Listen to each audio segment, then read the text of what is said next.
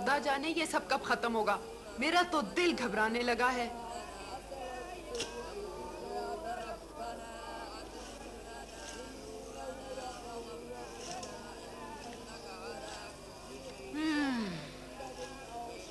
घंटे से तिलावत जारी है।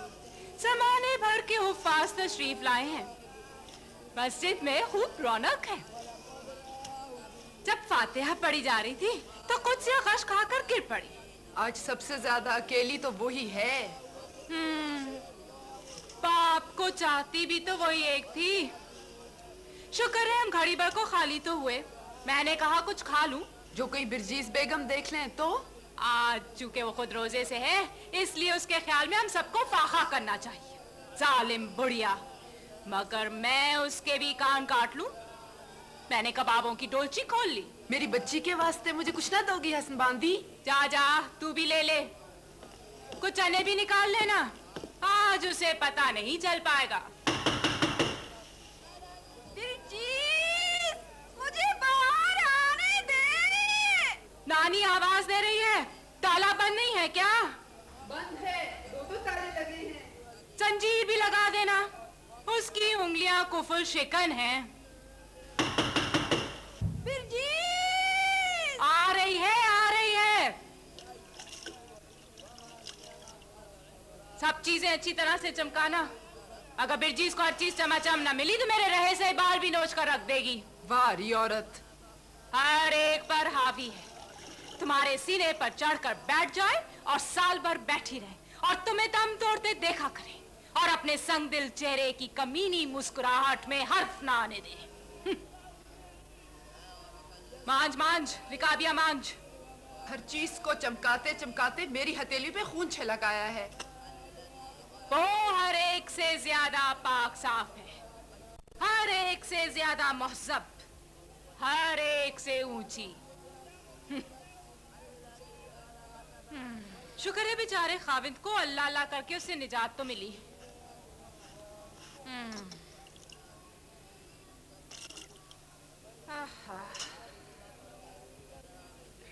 क्या सबके सब रिश्तेदार आए थे?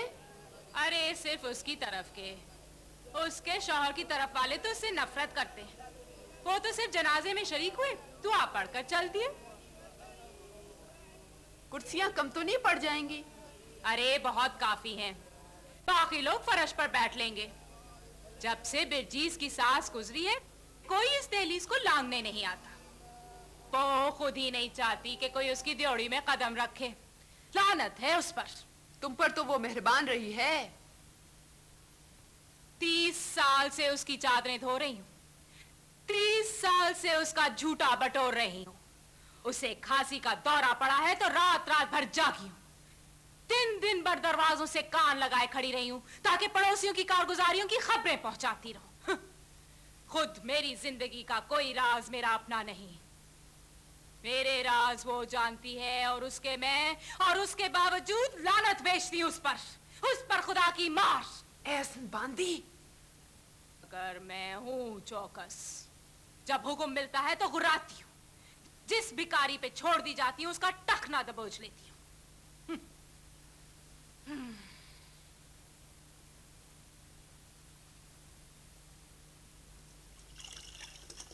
मेरे दोनों बेटे उसके खेतों पर काम करते हैं। अब तो दोनों शादीशुदा हैं, लेकिन एक न एक दिन मैं जरूर कुछ कर बैठूंगी। उस दिन तुम क्या करोगी? दरवाजा बंद करके उसके मुंह पर थूकना शुरू करूं। बिरजीज कदर, ये इस बात का बदला थू, और ये ले उस बात का बदला थू, और उस बात का बदला ये ले थू थू थू।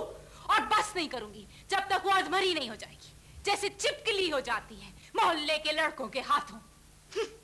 और छिपकली तो है वो छिपकली, उसका खानदान छिपकली। मुझे क्या हसद है उसकी जिंदगी से? अरे हसद के लायक उसके यहाँ है ही क्या? 5 बेटियां हैं जी, 5 बदसूरत बेटियां। फहमीदा अलग, सबसे बड़ी वाली, जो पहले शौहर से है। खैर कम से कम उसके यहाँ तो दौलत है, दूसरों के पास क्या है? जो कुछ है पहन ले ओढ़ ले, फिर से में दाल रोटी से ज्यादा कुछ नहीं मिलने वाला है। काश हमारे नसीब में वही आ जाता। हमारे तो ये हाथ और दफन के लिए 2 गज जमीन। वही 2 गज हम बेकसों के लिए छोड़ी जाएगी। इससे ज्यादा गरीबों को कोई कुछ नहीं देता।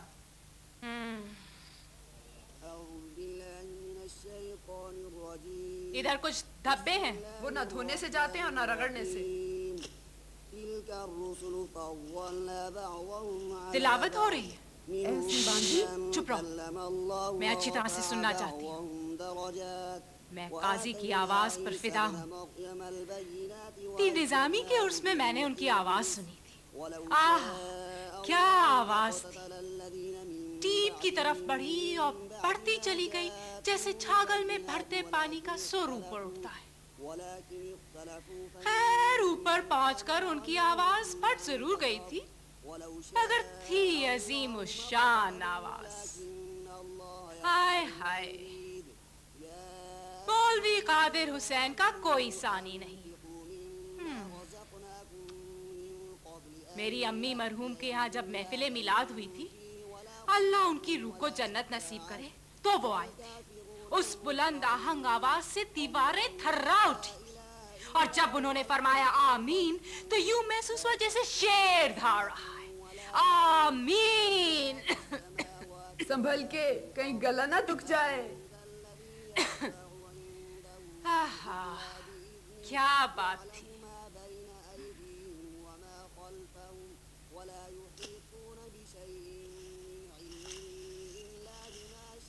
अल्लाह ताला मरने वाले के गुनाहों को माफ करे।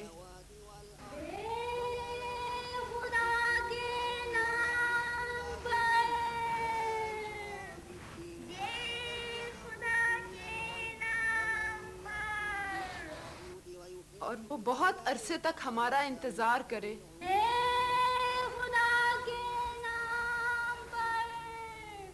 बल्कि हमेशा करता रहे। मैं टुकड़े जमा करने आई थी। लौट जा उल्टे पांव, आज के टुकड़ों पे मेरा हक है। अरे तुम्हारा तो कोई पूछने वाला भी है, मेरा इस बच्ची के सिवा कोई नहीं। कुत्तों का भी कोई नहीं होता, और वो भी बसर कर लेते हैं। मगर यहाँ से मुझे मिलता रहा है। तू चलती फिरती नजर आ, तू यहाँ क्यों कर? जा, भाग जा।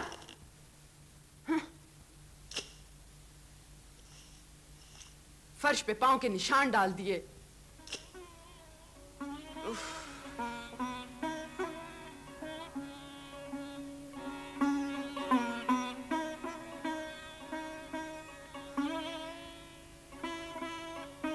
चमचम करता फर्श, चमचम करती अलमारियां, चौकियां, शीशम के पलंग। ओहो, मगर हम बांदियों की किस्मत में सिर्फ मुसीबत झेलना है। चुपचाप मट्टी की एक रकाबी और कटोरा लेकर झोंपड़े में पड़े रहो और उफ ना करो। हाँ गौस मोहम्मद गजलबाश, अब तो तुम दफन हो चुके हो। अब बताओ कौन सी ऊंच नीच रह गई है तुम में और मुझ में? अब तो बस तुम कब्र में पड़े रहो और जो तुम पर गुजरे चुपचाप बर्दाश्त करते रहो। अब देखती हूं कैसे अकेले में तुम मुझ पे झपट्टा मारते हो।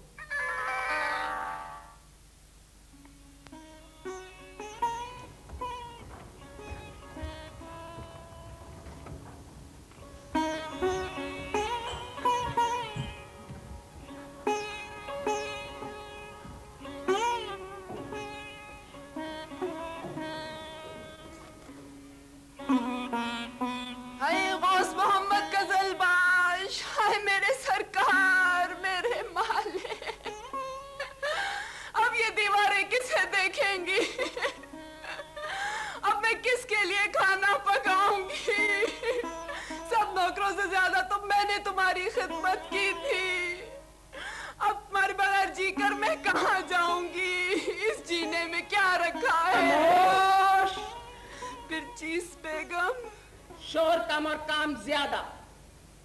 आज तीजे के दिन भी तुमसे मुकम्मल सफाई ना हो पाई? निकल जाओ यहाँ से, यहाँ तुम्हारी कोई जरूरत नहीं।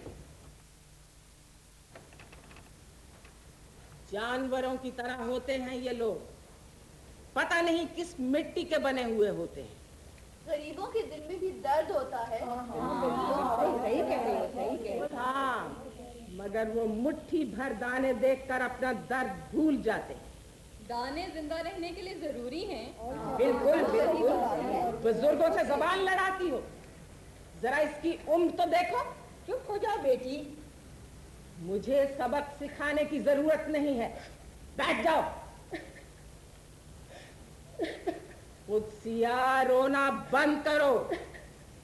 रोना है तो जाकर बिस्तर में मुंह ढांप लो। खेतों पे क्या काम शुरू हो गया है? हाँ, कल से। धूप में तो पिघला सीसा बरस रहा है। ठीक है, इतनी शिद्दत की गर्मी बरसों बाद देखी। बिल्कुल बिल्कुल, बहुत दिनों बाद। नजर का शरबत तैयार है? हाँ बिरजीस, उसे मर्दों में भी तकसीम कर दो। उन्हें पिलवाया जा चुका है, सहन में। उनसे कहो कि जिस रास्ते से आए हैं उसी से वापस जाएं। मैं नहीं चाहती कि वो घर के अंदर से होकर गुजरे। अतर मजलिस में मर्दों के साथ था क्या? हाँ था तो। उसकी माँ आई थी, फहमीदा ने उसकी माँ को देखा था। अतर को ना मैंने ना इसने देखा। लेकिन मैं तो समझी कि वो जावेद था जिसकी तुम बात कर रही हो, वही जिसकी बीवी मर गई है। आजकल तुम्हारी खाला के साथ बहुत दोस्ती है उसकी।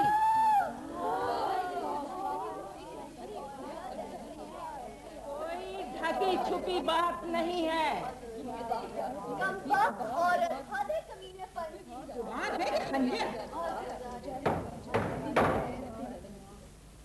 मजलिस के वक्त औरतों का गैर मर्दों को आंख उठाकर देखना जायज नहीं। सिर्फ मौलवी साहब पर नजर जा सकती है, क्योंकि वो जुब्बा पहने रहती है। बकरी पालता कम वक्त बूढ़ी लागत खुद ही मर के आगोश में तरस रही है।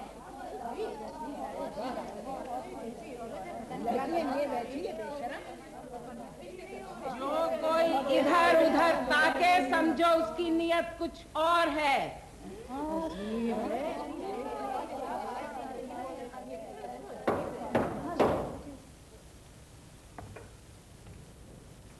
बिस्मिल्लाहिर्रहमानिर्रहीम। बिस्मिल्लाहिर्रहमानिर्रहीम। ए कादिर मुतलक, हमें रास्ता दिखा और हम पर रहम कर। आमीन। या रब्बुल इज्जत, हमें बदी से बचा और नेकी की तौफीक अता फरमा। आमीन। या परवरदिगार, हमारे गुनाहों को बख्श दे। आमीन। या रब्बुल आलमीन, अपने बंदों पर रहम कर। आमीन। या रब्बुल इज्जत, हम तेरी मेहरबानियों के लिए तेरे शुक्रगुजार हैं। आमीन। अपने बंदे गौस मोहम्मद कजलबाश को जन्नत में जगह दे और रोज़े क़यामत उसकी बख्शिश कर। आमीन। आमीन सुम्मा आमीन। आमीन।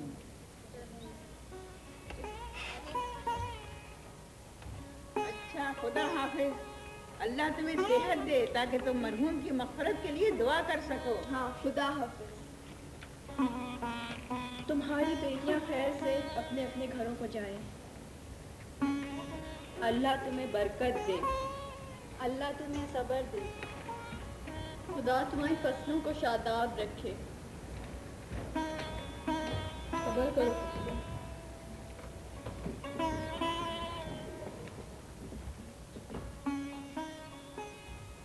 गांव वालों की तरफ से आई है, पीर निजामी के मजार पर चादर चढ़ाने के वास्ते। सबका शुक्रिया अदा करो।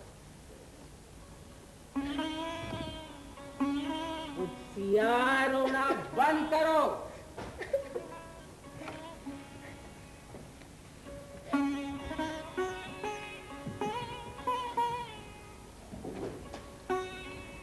जाओ, अपने अपने घरों को वापस जाओ और बातें बनाओ तरह तरह की। खुदा करे कि अब अरसा दराज तक तुम्हारे कदम मेरी दहलीज पर ना आए। सारे गांव वाले तो आए थे, खफा क्यों होती हो? तुम्हें शिकायत किस बात की है? आए थे और अपने पसीने की बदबू और अपनी जबानों के जहर से मेरे घर को मुकद्दर करके चले गए। अम्मी यूं तो ना कहो। यूं ना कहूं तो क्या कहूं? इस बदबख्त कस्बे के बारे में और कहा क्या जा सकता है, जिसमें एक दरिया तक नहीं, जिसके कुओं से पानी पीते वक्त डर लगता है कि कहीं जहर ना मिला हो। या अल्लाह, फर्श की क्या गत बना दी है। लगता है जानवरों का रेवड़ गुजर गया है फर्श पर से। अदीला, मुझे पंखा दो। ये लीजिए। बेवा औरतों को इस किस्म का पंखा दिया जाता है? मुझे सादा पंखा ला कर दो और अपने बाप की रूह की इज्जत करना सीखो। ये लीजिए, मेरा ले लीजिए। और तुम? मुझे गर्मी नहीं लग रही है। खैर, एक पंखा मंगा लो, तुम्हें जरूरत पड़ेगी उसकी। सोख के आने वाले 8 साल इस मकान में सड़क से हवा का एक झोंका भी ना आने पाएगा। हम यहाँ इस तरह रहेंगे जैसे दरवाजों और खिड़कियों को ईंटों से चुन दिया हो। मेरे बाप के यहाँ भी यही हुआ था और उनके बाप के यहाँ भी। फिलहाल तुम जहेज के लिए कशीदाकारी शुरू कर सकती हो। मेरे संदूक में 20 थान कपड़े के पड़े हुए हैं, जिनसे गिलाफ और पलंगपोश बन जाएंगे। कुत्सिया उन पर फूल काट दे। मैं काढ़ू या ना काढ़ू, फर्क क्या पड़ता है? हमारे नहीं काटना है तो मत काढ़ो। सब यही कहेंगे ना कि तुम्हारे ज्यादा अच्छे लगते हैं। ना मैं अपने काढ़ूंगी ना तुम्हारे, किसी के भी नहीं काढ़ूंगी। मुझे पता है मुझे सारी जिंदगी इसी कैद खाने में गुजारनी है। उफ, मैं खेतों में बोझ ढोलूंगी मगर इस बंद कमरे की घुटन में जिंदगी नहीं गुजारी जाती। औरत है ही इसी के लिए। लानत है और इस जात पर।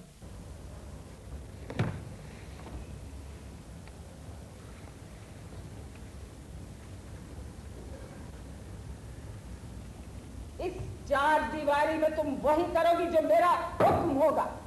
अब तुम्हारा बाप नहीं बैठा है कि दौड़ी जाओ उसके पास शिकायत करने। औरतों के वास्ते सुई और धागा और मर्दों के वास्ते हल और बैल, यही दस्तूर होता है खानदानी लोगों के यहाँ का।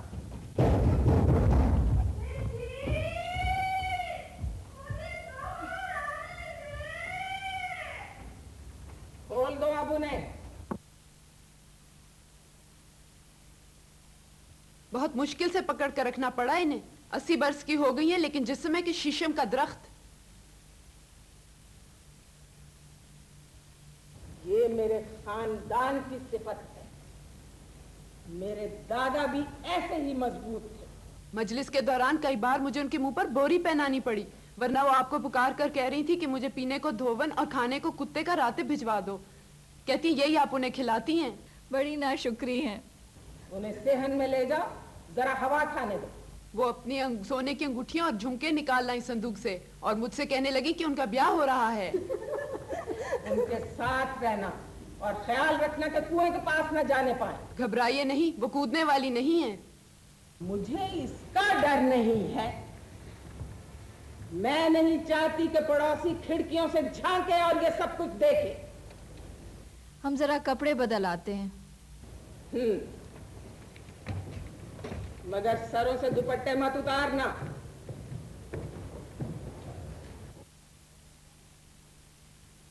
फहमीदा कहाँ?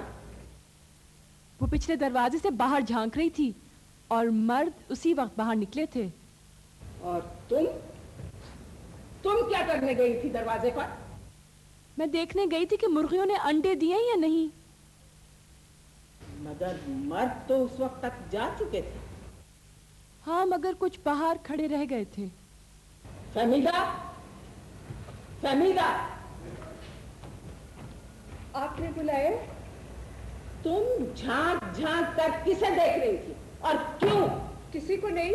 आला खानदान की लड़कियों को यह ज़ेद देता है कि अपने बाप के तीजे के दिन वो गैर मर्दों को सूंघती फिरे। जवाब दो, किसकी तलाश थी तुम्हें? मुझे? हाँ, तुम्हें। किसी की नहीं। बड़ी मासूम बस बेटी, बस बड़ी मासूम। हट जाओ मेरे सामने से। ठीक है, उसने जो किया बुरा किया, मगर नादानी में किया। मुझे तो उसका इस तरह चोरी छुपे सहन की तरफ जाना ही नागवार गुजरा था। फिर देखती क्या हूँ कि खिड़की से कान लगाए खड़ी मर्दों की गुफ्तगू सुन रही, जो जाहिर है शरीफ औरतों के सुनने के लायक तो होती नहीं। इन्हीं बातों के लिए तो लोग आते हैं मजलिसों में। क्या बातें हो रही थी? अरे उसी शरबतिया का किस्सा था। कल रात लोगों ने उसके मर्द को खंबे से बांधा, उसे घोड़े पर डाला और आमों के बाग की तरफ चल दिए। और उसने क्या किया? उसने क्या किया? वो तो खुश दिख रही थी। तौबा तौबा। फिर क्या हुआ? वो ही जो होना था। सुबह सवेरे वो लोग लौटे, शरबतिया की जुल्फें ढीली थी और कलाइयों में कजरे थे। तमाम कस्बे में वही तो एक फाहिशा है। वो इसलिए कि वो यहाँ की रहने वाली नहीं है, कहीं बाहर से आई है, और जो लोग उसे ले गए थे वो भी बाहर वालों की औलाद है। हमारे यहाँ के लोग ऐसे कामों में नहीं पड़ते। लेकिन ऐसे कामों को छुप छुप कर देखना जरूर चाहते हैं और याद कर करके चटखारे लेने को तैयार। इसके अलावा वो लोग और भी बहुत सारी बातें कर रहे थे। कौन सी बातें? मुझे कहते शर्म आती है। और मेरी बेटी ने वो बातें सुनी? जाहिर है सुनी। बिल्कुल अपनी फूफियों पर गई है। जहां किसी अहरे गायरे ने जरा खुशामद की नहीं कि ये उस पर फिदा हो गए। खुदाया, क्या कुछ झेलना पड़ता है सिर्फ इसलिए कि ये लोग शराफत की हद में रहे, आंखें से बाहर ना हो जाए। बात सिर्फ इतनी है कि तुम्हारी लड़कियां अब जवान हो चुकी हैं और अब इन्हें शौहरों की जरूरत है। इस हिसाब से देखा जाए तो तुम्हें कुछ भी परेशान नहीं करती। तहमीदा का सिन तो अब 30 से काफी ऊपर हो चुका होगा। ठीक 41 की है। लो भला बतलाओ, और आज तक उसकी जिंदगी में कोई मर्द नहीं आया? उनमें से किसी की भी जिंदगी में कोई मर्द नहीं आया और ना ही इसकी जरूरत है। वो ऐसे ही अच्छी है। मैं किसी बुरे मतलब से थोड़ी कह रही थी। यहाँ 100 मील के दायरे में कोई आदमी ऐसा नहीं मिलेगा जो मेरी बेटियों के पास भी फटक सके। इस कस्बे के मर्द हमारे तबके के नहीं हैं। तुम कहना क्या चाहती? मैं अपनी बेटियों को किसी भी अहरे गैरे के हवाले कर दूं? तो तुम्हें किसी दूसरी जगह चले जाना चाहिए था। बहुत खूब, अपनी बेटियों को बेचने? नहीं बिरजीस, हवा बदलने। अलबत्ता कहीं और जाती तो ये ठाठ ना रहते। जबान दराजी बंद करो। तुमसे तो बात करना मुश्किल है। आखिर हम राजदार हैं एक दूसरे के, क्यों? हैं कि नहीं? नहीं, नहीं है। तुम मेरी मुलाजमा हो, मुझसे तनख्वाह पाती हो और बस। लेकिन दानियाल मियाँ तशरीफ लाए हैं, जायदाद की तकसीम के बारे में मशवरा चाहते हैं। चलो चले।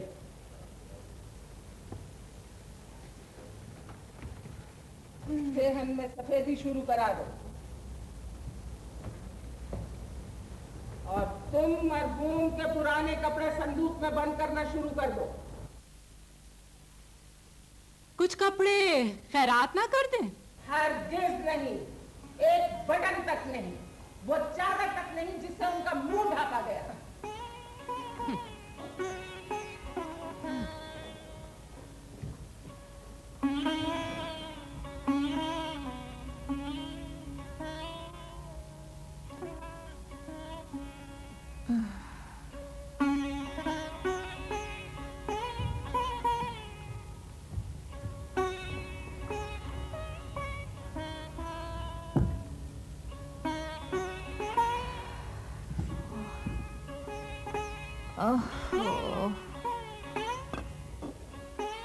तुमने दवा खाई थी? दवा भला क्या कर लेगी, लेकिन खाई तो है ना? मैं हर काम करती हूँ मगर बगैर अकीदे के, मशीन की तरह। वैसे जब से नए हकीम साहब आए हैं तुम बेहतर दिखाई दे रही हो। अंदर से तो वैसी हूँ जैसे पहले थी। तुमने गौर किया था जुलेखा मजलिस में नहीं आई थी? हाँ, सुना है उसके मियाँ ने उसको घूमने फिरने से मना कर रखा है। पहले तो इतना हंसती बोलती थी, अब तो आंखों में सुरमा तक नहीं लगाती। अजीब मसला है लड़कियों के लिए, कोई मर्द हो तो मुसीबत, ना हो तो मुसीबत। अरे फर्क क्या पड़ता है? मुसीबत की असल जड़ तो जुबानें हैं लोगों की, जो कैंचियों की तरह चला करती हैं, किसी को सुकून से नहीं बैठने देती। लगता है जुलेखा पर भी बुरी गुजरी है। हाँ, वो अम्मी से खौफ खाती है। एक अम्मी तो है जिसे उसके बाप का किस्सा मालूम है कि उन्होंने जायदाद कहाँ से हासिल की। जब भी वो हमारे पास आती है, अम्मी जख्मों पर नमक छिड़क देती है। तुम्हें पता है जुलेखा के बाप ने अपनी पहली बीवी के शौहर को ईरान में कत्ल कर दिया। हाँ, ताकि वो उससे शादी कर सके। फिर उसके बाद उस बीवी को वहीं छोड़ा और किसी और को रख लिया जिसके पहले से एक बेटी मौजूद थी। उसके बाद उसको भी छोड़ा और उसकी लड़की को फांसा। और जब उसकी दूसरी बीवी यानी उस लड़की की माँ पागल होकर ख़त्म हो गई तो उस लड़की से शादी कर ली। वही लड़की जुलेखा की माँ बनी। ऐसे आदमी को जेल में क्यों नहीं डाल देते? इसलिए कि मर्द एक दूसरे की पर्दादारी करते हैं और कोई उनका पर्दाफाश नहीं करना चाहता। मगर इसमें जुलेखा का क्या कसूर?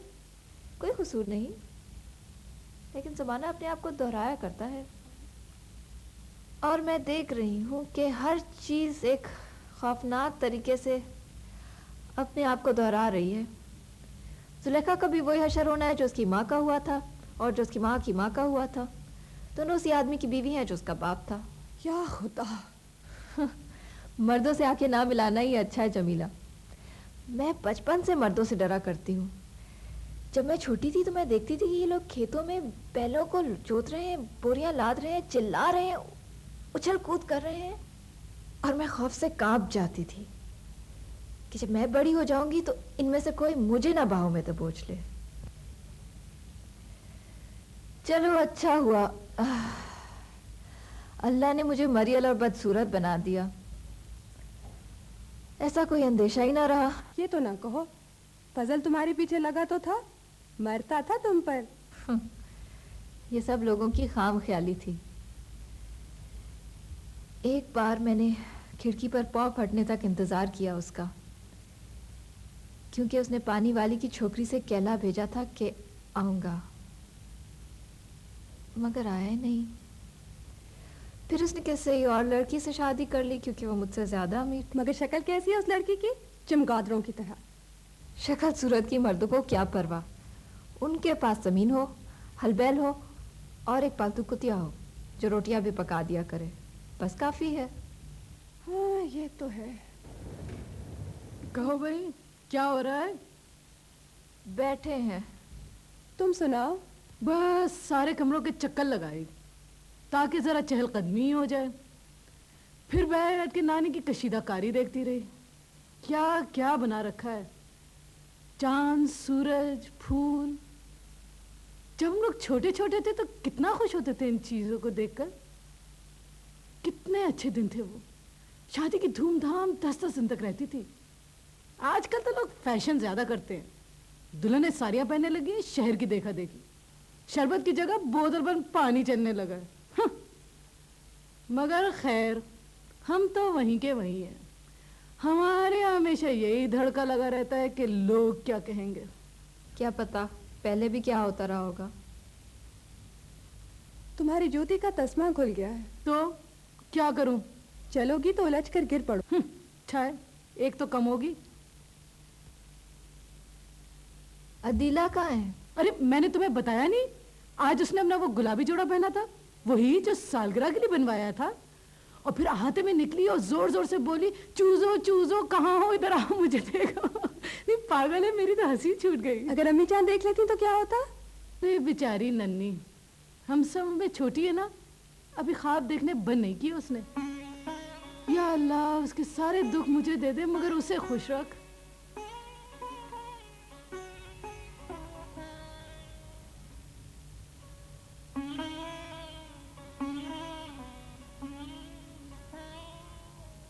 क्या वक्त हुआ होगा? 12 बजने वाले हैं। अरे इतना दिन चढ़ाया है। बस बजा ही जाते हैं।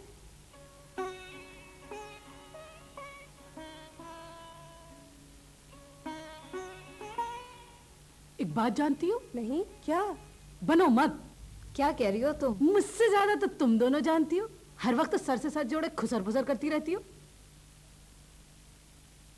मेरा मतलब अथर यूसुफ से है। ओह, आए हाय हाय, जमाने भर में उसके चर्चे और आपको जैसे मालूम ही नहीं। अथर यूसुफ फहमीदा से निकाह पढ़वाने वाला है। क्या? कल रात भी मैंने उसको घर के गिर्द चक्कर काटते देखा था। कौन अथर यूसुफ? ये बाजू वाले हकीम साहब का लड़का? तो और कौन? उसका तो पैगाम भी आ गया है। ये तो बड़ी अच्छी बात है, वो तो बड़ा अच्छा आदमी है। हाँ, मुझे भी बड़ी खुशी है। फहमीदा ठिकाने लग जाएगी। बकवास मत करो, ना तुम खुश हो ना तुम। तुम कहना क्या चाहती हो खुदसिया? अगर वो फहमीदा की सूरत पे फिदा हुआ था तो मैं भी खुश होती, मगर वो तो उसकी दौलत का मुरीद है। फहमीदा हमारी बहन है, हम ही उसके सब कुछ है, मगर इसका ये मतलब तो नहीं कि सच से मुंह फेर ले। फहमीदा हम सब बहनों में सबसे ज्यादा बदसूरत है। कितना ही ओढ़ ले पहन ले, लगती वही बांस की डंडी की तरह से। तो हो सकता है किस्मत वहीं दरवाजे खटखटाती हो जहाँ उसके आने का वहमो गुमा ही ना हो। लेकिन फिर भी कुत्सिया सच तो कहती है। फहमीदा को अपने बाप की तमाम दौलत विरासत में मिली है। इस घर में सिर्फ वही एक अमीर लड़की है, और यही वजह है कि अब जब अब्बा जान नहीं है और जायदाद तकसीम होने वाली है तो लोग उसको पूछने लगे हैं। अथर यूसुफ 25 बरस का है, गांव का सबसे हसीन मर्द है। फितरी बात तो ये होती जमीला कि वो तुम्हारा या हमारी अतीला का हाथ मांगता। अतीला 20 साल की है, और वैसे भी उसको जब मौका मिलता है मुंडेर पे चढ़कर तुम्ही दोनों को तकने की कोशिश करता है। आज क्यों उसने ढूंढ ढूंढ कर सारे कुनबे में उस औरत को तलाश किया है जो सबसे गई गुजरी है और अपने बाप की तरह नकचड़ी भी। तो हो सकता है उसकी यही पसंद हो। मुझसे तुम्हारी ये बनावट नहीं बर्दाश्त होती है। या खुदा। अदीला, ये क्या कर रही हो? अदीला रुक जाओ, मैं कह रही हूँ रुक जाओ। खुदा के लिए बाज आ जाओ। अम्मी जान देख लेंगी, पागल हो गई हो। अदीला, कहो भाई, चूजों से क्या बातें रही? मैंने कहा मेरी जान चूजो, मैं आ गई हूँ तुम्हारे पास सारी दीवारें तोड़कर। और उन्होंने क्या कहा? उन्होंने मेरी पिंडियों को खसोट डाला। बड़ा मजा है, किसी ने तो मुझे देखा। अगर अम्मी जान देख लेती तो चोटी पकड़कर घसीटती। कितना प्यारा जोड़ा है, और मुझ पर खिलता भी है ना। कुत्सिया ने आज तक जितने भी कपड़े सिए हैं उनमें सबसे अच्छा यही है। मैंने क्या क्या ख्वाब देख रखे थे इस जोड़े के बारे में। मैंने सोच रखा था कि जिस रोज हम सावन के गीत गाने बागों में जाएंगे उस रोज उसे पहनूंगी। उस रोज मेरी पोशाक हजारों में एक होती। ऐसा करो अदीला, इस जोड़े को काला रंगवा लो। बल्कि बेहतर ये होगा कि फहमीदा को दे दो अथर यूसुफ से शादी के मौके पर। क्या? लेकिन अथर तो। क्यों, तुमने सुना नहीं अभी तक? नहीं। कोई बात नहीं, अब तो सुन लिया। मगर ये तो नामुमकिन है। पैसे के आगे सब कुछ मुमकिन है। इसी वजह से वो उस दिन मजलिस के बाद कमरे से बाहर निकल गई थी और दरवाजे से लगी खड़ी थी। और वो शख्स कुछ भी कर सकता है। किन ख्यालों या में अल्लाह, खो गई अदीला?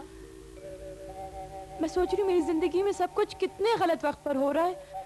मेरा मतलब है कि सोग वोग का चक्कर मेरे लिए से निभाना बड़ा मुश्किल होगा। आदी हो जाओगी वक्त के साथ साथ। मैं नहीं होंगी आदी। मैं इन दीवारों में कैद होकर नहीं रह सकती। मैं नहीं चाहती कि तुम लोगों की तरह मेरी खाल भी बंजर मिट्टी की तरह होकर रह जाए। मैं नहीं चाहती कि मेरे जिस्म की शादाबी बंद कमरों में मुरझा कर रह जाए। कल मैं अपना सुर्ख जोड़ा पहनूंगी और बाहर घूमने निकल जाऊंगी। मैं चार दीवारी से बाहर निकलना चाहती हूँ। सुना तुम लोगों ने? मैं चार दीवारी से बाहर निकलना चाहती हूँ। सुना तुम लोगों ने? बेचारी, बाप के गम में क्या हाल बना रखा है अपना।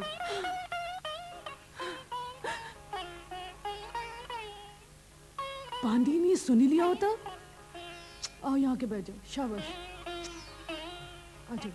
जो एक पर गुजरी वो हम सब पर गुजरेगी।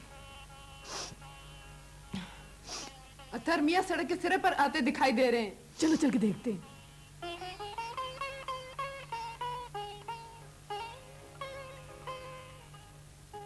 तुम नहीं जाओगी? मुझे कोई गर्ज नहीं। वो नुक्कड़ से मुड़ जाएगा, उसे अपने कमरे की खिड़की से जाके देख लो, अच्छी तरह देख पाओगी।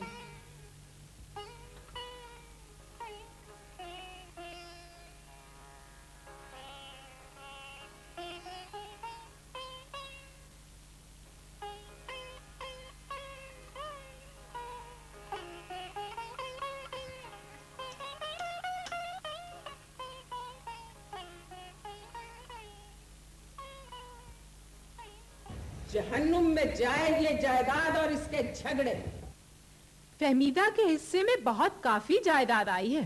हाँ, और दूसरों के हिस्से में किस कदर कम। ये बात तू मुझे तीसरी मर्तबा बता रही है, जबकि तू जानती है कि मुझे इसका जिक्र पसंद नहीं। बहुत कम आया है दूसरों के हिस्से में, बहुत ही कम। अब मुझे दोबारा याद दिलाने की जरूरत नहीं।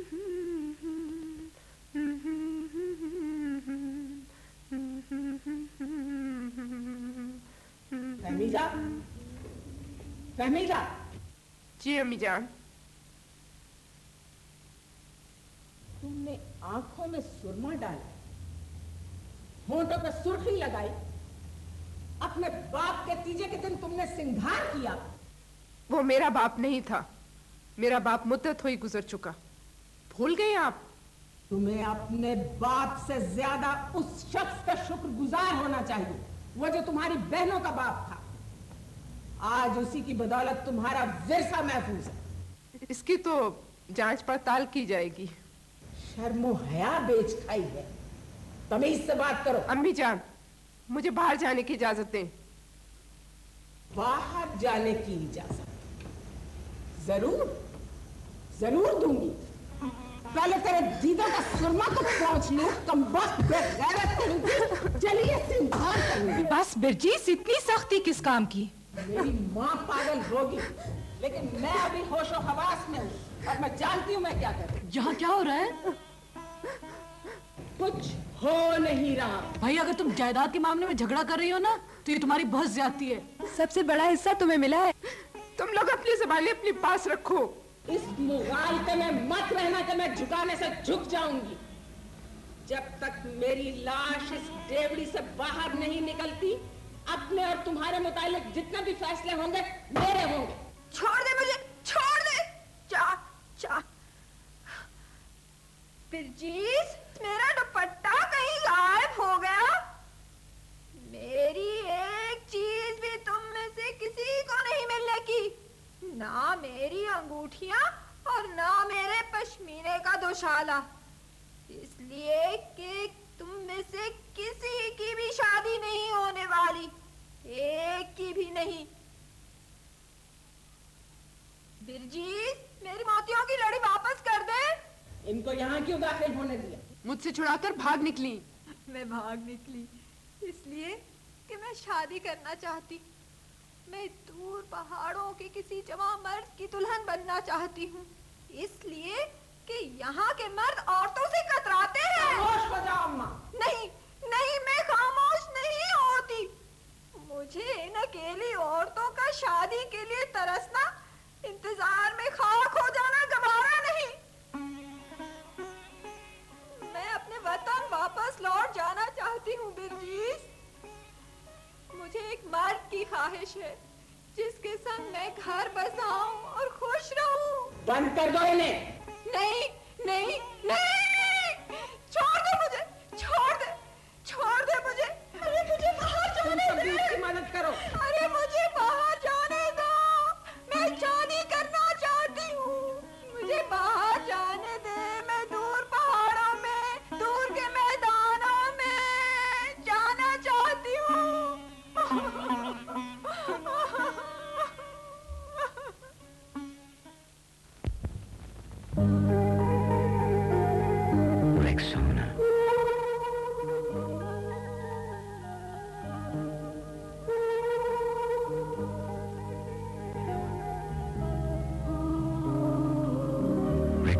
शामिल ऑयल ऑफ केट आपकी जिल्द की कुदरती दिलकशी बरकरार रखता है।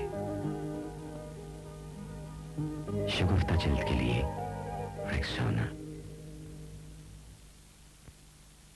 नाज़ा से मिलिए तुर्की की मशहूर अदाकारा, खूबसूरती की परस्तार। अपनी जिल्द की बेहतरीन हिफाजत के लिए मैंने हमेशा सिर्फ लक्स का इंतखाब किया है। नई लक्स की भरपूर झाग में शामिल मॉइस्चराइजिंग क्रीम जिल्द को नरम और मुलायम रखती है। आखिर लोग हमारा चेहरा ही तो देखते हैं, तो फिर क्यों ना इसकी बेहतरीन हिफाजत की जाए। इसीलिए मैंने हमेशा सिर्फ लक्स का इंतखाब किया है।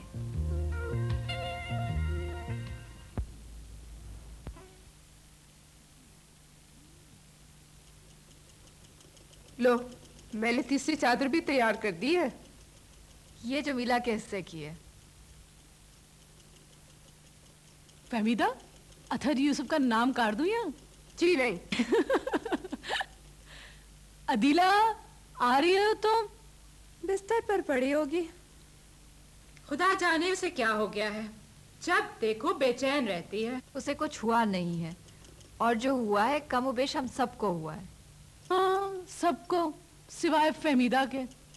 हाँ, मैं बहुत खुश हूँ, और जिसको जलन होती है ना, फोड़ ले अपनी आंखें। भाई हम तो मानते हैं, दो बातें तुम्हारी लाजवाब हैं, एक तो तुम्हारा जिस्म और दूसरी तुम्हारी जुबान। खुदा का शुक्र है कि मैं जल्दी इस जहन्नुम से निकल जाऊंगी। अब देखते हैं कि निकल पाती भी हो कि नहीं। अच्छा, अब खत्म करो ये किस्सा। मैं तो कहती हूँ लड़की के लिए जहेज बड़ा होना चाहिए। आंखें बड़ी बड़ी और खूबसूरत होने से कोई फायदा नहीं है। कहती रहो, हम इस कान से सुनते रहेंगे और इस कान से उड़ाते रहेंगे।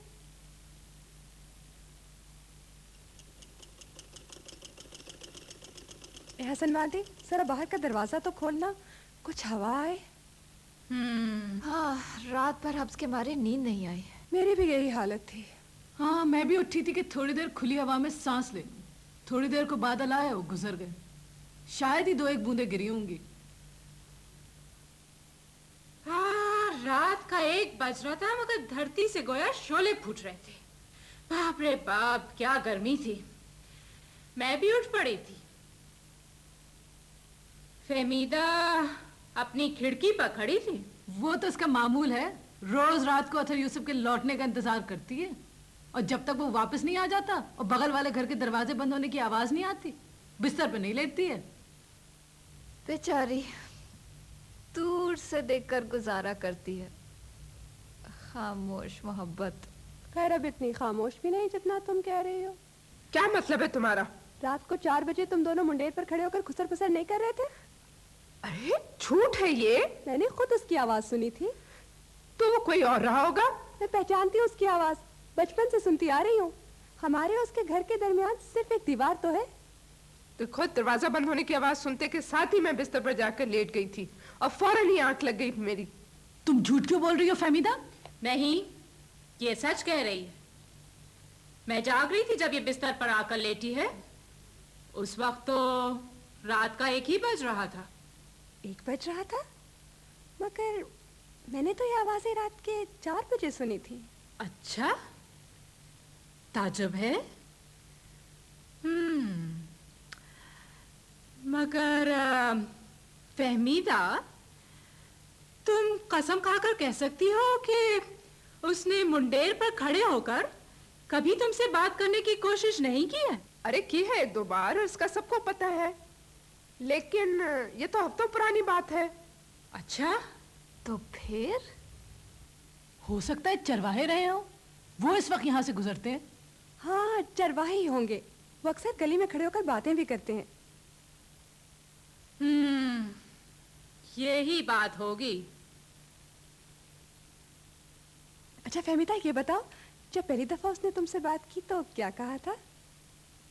कहता क्या, यही कि तुम जानती हो ना मैं तुम्हारा दीवाना हूँ, और मुझे एक नेकबख्त बीवी की जरूरत है, और वो तुम हो। तुम कहो तो मैं पैगाम भेजूं। हाय अल्लाह, मुझे तो शर्म सी आती है इन बातों को सुनकर। मुझे भी आती है, मगर चारा क्या है? फहमीदा, वो कुछ और भी कहता था। हाँ, वही बोलता रहा। और तुम? मेरे मुंह से एक लफ्ज भी ना निकला। मेरा दिल होंठों को आ रहा था। पहला मौका था कि मैं रात के वक्त किसी के साथ तन्हा थी। हाय, और वो भी इतने हसीन मर्द के साथ। हाँ, देखने से सुनने में तो बुरा नहीं है। बीवी, ये मजे तो वो जानते हैं जिन्हें कुछ जुबान से, कुछ हाथों से काम लेने का गोर आता हो। जब मेरा मर्द कल्लन पहली मर्तबा मुझसे छत पर आकर मिला था तो क्या हुआ था? हाय हाय, अंधेरी रात थी। पहले तो वो सड़क के पार खड़ा इशारे करता रहा, फिर दरख्त की शाखों को फलांगता हुआ ऊपर आ गया बंदरों की तरह। फिर हम दोनों खामोश खड़े रहे काफी देर तक। मेरा जिस्म पसीने से तरबतर हो रहा था। फिर कल्लन मियां करीब आए और करीब आए और आते ही चले गए और आहिस्ता से बोले, करीब आओ जरा, मैं तुम्हें छू कर तो देखूं।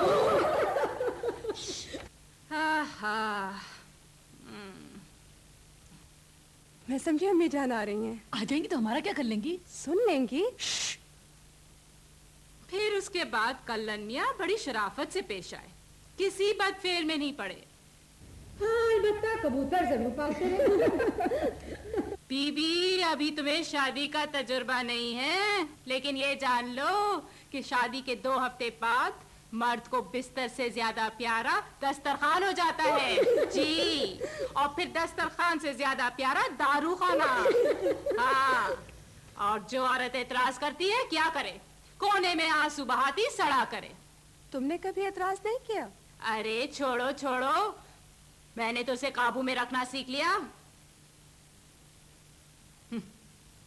ये सही बात है कि तुम उसे कभी कभी पीट भी दिया करती थी। और नहीं तो क्या, बिल्कुल। एक दफा तो तकरीबन मैंने उसकी एक आंख निकाल दी थी। औरतों को ऐसे ही करना चाहिए। हाँ, इस मामले में मैं बिल्कुल तुम्हारी अम्मी के ख्यालात की हूँ। अरे एक दफा बात बात में जाने उसने मुझसे क्या कहा कि मुझे आ गया गुस्सा। मैंने उसके सारे के सारे कबूतर लेकर खत्म कर दिए मूसल से। नन्नी, अदीला, कहाँ है तू भाई? तू भी तो ये बातें सुन। अदीला, मैं बुला के लाती हूँ। बीमार है वो बच्ची। बीमार नहीं होगी तो क्या होगा? सोती नहीं है। सोती नहीं है तो फिर क्या करती रहती है? मुझे क्या पता क्या करती रहती है। वाह, तुम तो हम सबसे बेहतर जानती होगी। तुम्हारा कमरा तो उसके कमरे के साथ साथ है। हाँ, जलन के मारे फूके जा रहे हैं लोग, और कुछ भी नहीं। बेकार की बातें मत करो। अरे मुझे उसकी आंखों से नजर आता है, वहशत छलकती है उसके चेहरे पर। खबरदार, औरतों की वहशत का यहाँ जिक्र ना करना। इस घर में इस लफ्ज की ममानियत है। आओ नन्नी, यहाँ आके बैठ जाओ। लो, तुम लोग तो कह रही थी सो रही होगी। मेरा बदन टूट रहा है। रात भर सो नहीं पाई क्या? सोई क्यों नहीं? तो फिर मैं सोऊं या जागूं, तुम्हें इससे क्या गरज? मेरा जिस्म है, मैं जो चाहूंगी करूंगी। लेकिन हमको तो तुम्हारी फिक्र रहती है अदीला। जरूर। काश मेरे पास कोई जादू की टोपी होती जिसमें पहन के गायब हो जाया करती। ना कोई पूछता ना देखता कि मैं कहाँ जा रही हूँ। फिरजीज बेगम बुला रही हैं, बसाती जाली के नमूने लेकर आया है।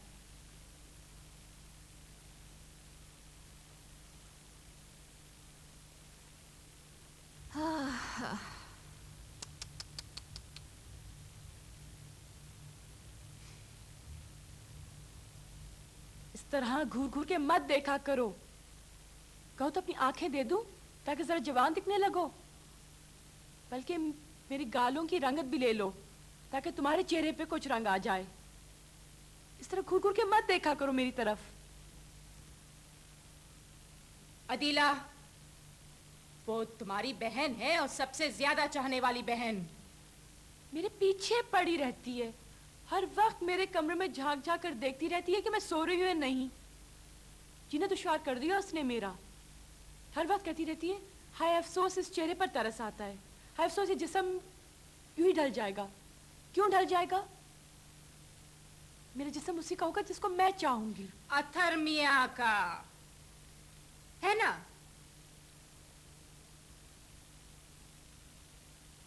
क्यों? क्या मतलब? मतलब वो ही है अदीला जो तुमने सुना। बकवास बंद करो। तुम समझती हो मैंने कुछ नहीं देखा? आवाज नीचे रखो।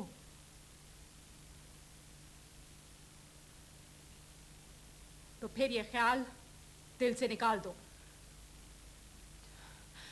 तुमने क्या देखा है? बुरी आंखें दीवारों के पार भी देख लेती हैं अदीला बीबी। रात को उठ कर कहाँ जाती हो? फूट जाए तुम्हारी आंखें। आंखें तो मुझे सर से पैर तक निकल आती हैं जब इस किस्म की कोई बात होती है। मैं तो हैरान रह गई कि तुम कर क्या रही हो। उस रोज जब अथर हमारे घर के सामने से गुजरा था, तुम अपनी खिड़की पर जाकर बैठ गई। रेशमी कुर्ता पहने और बाल खोले, तुमने खिड़की के पट खोल दिए और रोशनी जला दी। ये झूठ है। बचपना बंद करो। अपनी बहन के रास्ते में मत आओ। अगर अथर तुम्हें पसंद भी है तो ये ख्याल अपने दिल में रखो।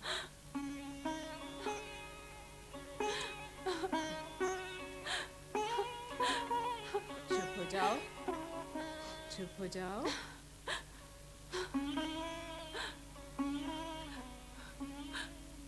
ये तुमसे किसने कह दिया कि तुम्हारी उससे शादी नहीं हो सकती? फहमीदा तो मरीज है, पहली औलाद की पैदाइश पर ही चल बसेगी। अरे उसके सुखड़े बदन को देखो, ढलती उम्र को देखो। तजुर्बे से कह सकती हूँ कि नहीं बचेगी। फिर जानती हो क्या होगा? अथर वही करेगा जो इस इलाके में बीवी के मरने के बाद सब मर्द करते हैं।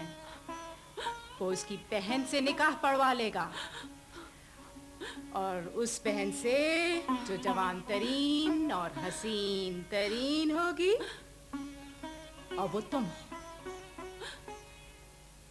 चाहो तो इस उम्मीद पर जी लो, चाहो तो उसे भूल जाओ। कुछ भी करो मगर खुदा के कानून के खिलाफ मत जाओ। चुप हो जाओ, खुदा के वास्ते चुप हो जाओ। नहीं, मैं चुप नहीं होंगी। मैं परछाई बनकर तुम्हारे पीछे लगी रहूंगी। तुम अपने काम से काम रखो। न्यू तर सूंघती फिरती हो, कौन क्या कर रहा है, ताकि उनकी किस्सों को याद करके मजे ले सको। अरे निगहबानी करती हूँ ताकि जब लोग हमारे दरवाजे के सामने से गुजरे तो थूकते हुए ना जाएं। मेरी सिर्फ एक अर्ज है कि शरीफों के घर में रहूं। बुढ़ापे में मुझे लोगों के ताने नहीं सुनने हैं। अपनी नसीहत अपने पास रखो। अब उसका वक्त गुजर चुका। तुम क्या, तुम तो सिर्फ एक बांदी हो। मैं तो अपनी माँ को भी अपने रास्ते में नहीं आने दूंगी। इतना प्यार करती हो उससे? हाँ, इतना प्यार करती हूँ। जब उसकी आंखों में आंखें डालती हूँ तो मुझे भी लगता है कि मेरा खून उसके खून में घुलता जा रहा है। नहीं, मैं नहीं सुन रही, मैं नहीं सुन रही हूँ। तुम्हें सुनना पड़ेगा। क्यों, फिर कोई तकरार छिड़ गई? और नहीं तो क्या, कहती इस गर्मी में जाओ दुकान से जाने क्या क्या मंगवाया है लेकर आओ। तुम मेरे वास्ते इतर ले आई थी? हाँ, सबसे महंगा वाला, और सुरमा भी तुम्हारे कमरे में मेज पर रख दिया है। अच्छा।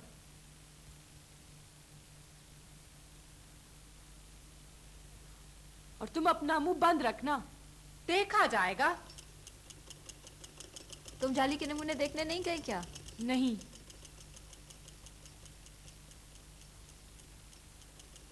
ये क्या है? फहमीदा की चादरों के वास्ते आए हैं। कितने खूबसूरत है ना? ये जालियां बच्चों के कुर्तों के वास्ते बहुत अच्छी हैं। अब हमारी फहमीदा अपने बच्चों के कुर्ते इनसे सजाएगी। मैं तो इन कपड़ों में टांका तक ना लगाऊं। बच्चों से भरा घर कितना अच्छा लगता है। हर वक्त चैंपें होती रहती है। सड़क के पार जो लोग रहते हैं उनको देखो, 8-8 औलादों को पालकर अपने को तबाह कर रहे हैं। बीबी, तुमसे तो हर हाल में बेहतर हैं वो लोग। कम से कम उनके यहाँ लोग हंसते तो हैं। उनके यहाँ से लड़ने झगड़ने की आवाजें तो आती हैं। खूब, फिर उनके यहाँ जाके खिदमतगारी क्यों नहीं कर लेती हैं आप? नहीं, मेरे नसीब में तो यही जोगनों का डेरा लिखा है।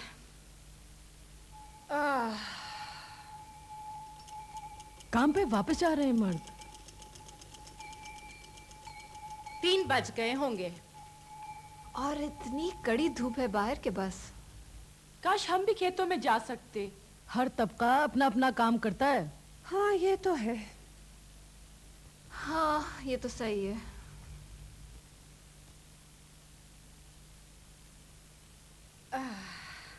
इस मौसम में जो खुशी खेतों में मिलती है और कहीं नहीं मिलती। अब इन्हीं लोगों को देख लो, कल सवेरे से आ पहुंचे हैं फसल काटने के लिए। 40-50 हट्टे कट्टे बांके नौजवान। इस साल किस इलाके से आए हैं? दूर, बहुत दूर, पहाड़ों से। अरे इन्हें किसी चीज की परवाह नहीं। कल रात वो एक औरत को भी साथ लेकर आए। वो सारी रात घघरा पहने हाथ में डफली लिए नाचती रही। फिर उन नौजवानों ने उससे तय किया कि उसे आमों के बाग में ले जाएंगे। मैं दूर से खड़ी देख रही थी। जो लड़का उससे बातें कर रहा था उसकी आंखें कंजी थी और जिस्म गठा हुआ जैसे गेहूं की बाली।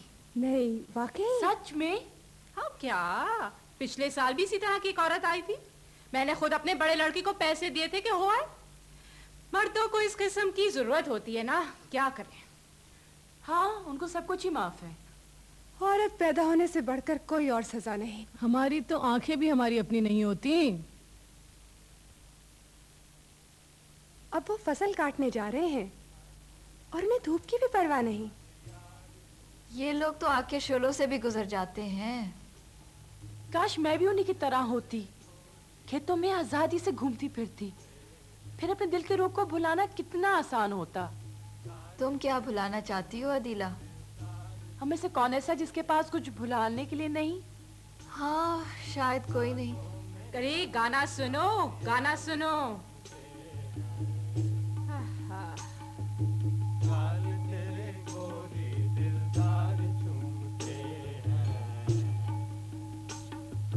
क्या गाना है?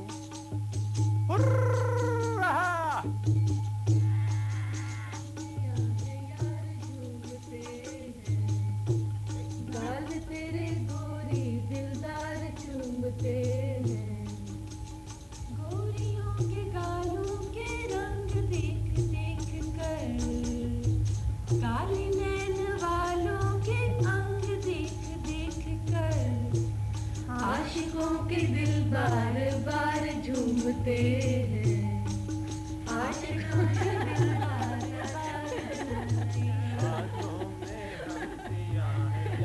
झूमते हैं। अब वो नुक्कड़ पर जा पहुंचे होंगे। चलो चल के उनके मेरे कमरे की खिड़की से देखते हैं। चलो। अरे होशियार है ना, खिड़कियों के पट बदरंग का। अगर उन्होंने खुले देख लिए तो झांकना शुरू करेंगे।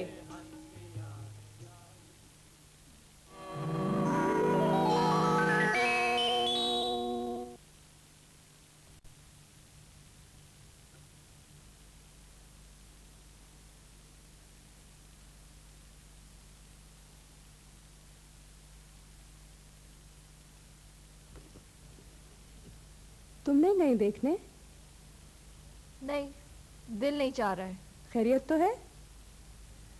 यूं ही गर्मी से दिल घबरा रहा है। और कोई बात तो नहीं? नहीं। जमीला, तुम रात को किस वक्त सोई थी? पता नहीं, मैं बेखबर होकर सोती हूँ। मगर क्यों पूछती हो? मुझे लगता है जैसे मैंने रात को किसी की आवाज सुनी थी। या अल्लाह, बहुत रात गए। तुम्हें डर नहीं लगा? नहीं, पहले भी सुन चुकी हूँ। हो सकता है चरवाहे हो? चरवाहे तो सुबह 6 बजे आते हैं। कहीं कोई घोड़ा तो नहीं बेकाबू होकर दौड़ रहा था? हाँ यही हुआ होगा, घोड़ा बेकाबू हो गया होगा। या अल्लाह रहम कर, हमें किसी को पहरे पे बिठाना पड़ेगा। मैं अभी बांदी से कहती हूँ। अरे नहीं सुनो जमीला, किसी से कुछ मत कहना। हो सकता है मुझे ऐसे ही लगा हो सकता है। जमीला कहो। अच्छा कुछ नहीं।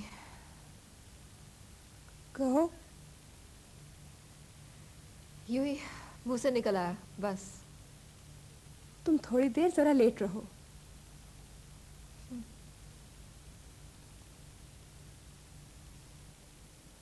कहाँ गई अथर की तस्वीर?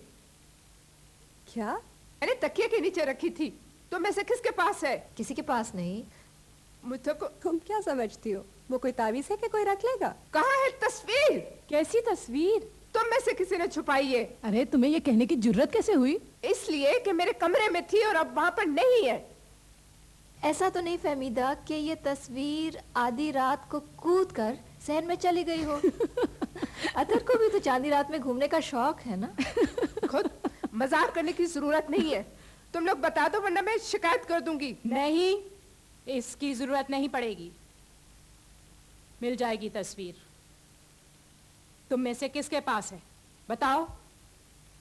होगी किसी के पास, मेरे पास नहीं है। जाहिर है तुम्हारे पास तो नहीं है। क्या हंगामा खड़ा हो गया मेरे घर में। पड़ोसी दीवारों से कान लगाए बैठे हुए। इन लोगों ने अथर की तस्वीर चुरा ली है। किसने? इन लोगों ने। इनमें से किसने? जवाब दो। इन सब के कमरों की तलाशी लो अच्छी तरह, इनके बिस्तरों में भी देखो।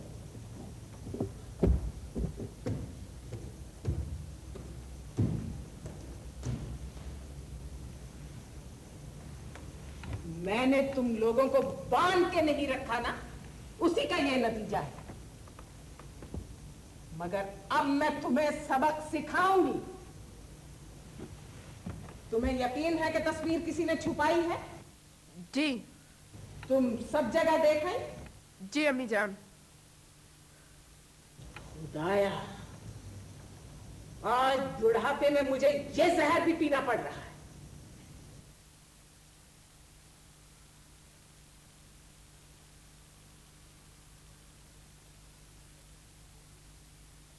मिली?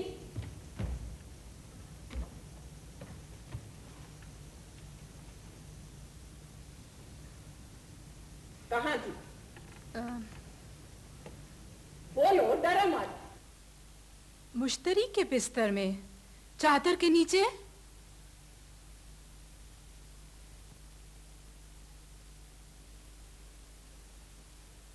क्या ये सच है? जी सच है। भारत हो जा कमबख्त कहीं की। बेखैर मत मारिए अम्मी मुझे। मैं आज तुझे जिंदा नहीं छोड़ूंगा। बस मैं बर्दाश्त नहीं करूंगी। माँ से बदतमीजी मत करो। बस करो बिरजीज, बस करो। बख्श दीजिए अम्मी से। तमीजी करती है माँ से। देखो इसको, कमबख्त की आंखों में आंसू तक नहीं है। तो आपका क्या ख्याल है, मैं रोंगी आपको खुश करने के लिए? तुमने तस्वीर क्यों चुराई? अरे मैं बहनों से मजाक नहीं कर सकती क्या? ये झूठ बोल रही है। इसने कभी किसी से कोई मजाक नहीं किया। ये तो कोई और ही लावा है जो उसके सीने में उबल रहा है। साफ साफ बता क्यों नहीं देती? खबरदार मेरा मुंह मत खुलवा, क्योंकि अगर मैं बोल पड़ी तो दीवारों के साथ शर्म से झुक जाएंगे। कितनी मनहूस जुबान है, झूठ बोलते नहीं थकती। चुप हो जाओ। अदीला, पागल हो गई हो तुम? इल्जाम के तीर बरसा रही हो हम सब पर। अरे इससे ज्यादा जलील हरकत तो कुछ और लोग कर रहे हैं। एक दिन तुम्हारा राज भी फाश हो जाएगा। बरसात की ना परवाह। अगर अथर ने मुझे पसंद किया है तो इसमें मेरा क्या कसूर है? उसने तुम्हारी दौलत को पसंद किया है। अम्मी खामोश। तुम्हारे खेतों और जमीनों को पसंद किया है। तो इसमें हर्ज क्या है? मैं कहती हूँ खामोश हो जा। मैंने बादलों को मंडलाते देखा था, मगर ये नहीं समझा था कि तूफान इतनी जल्दी घिर आएगा। आज तुम लोगों ने अपनी नफरतों का पहाड़ तोड़ा मेरे कलेजे पर। मगर मैं अभी बूढ़ी नहीं हूं। मेरे बाप का छोड़ा हुआ ये मकान है मेरे पास, और 5 जंजीरें भी हैं तुम लोगों के वास्ते। याद रखो, ये दीवारें भी तुम्हारी चीखें नहीं सुन पाएगी, क्योंकि मैं उनके कानों को भी बहरा करना जानती हूं। निकल जाओ यहां से, जाओ।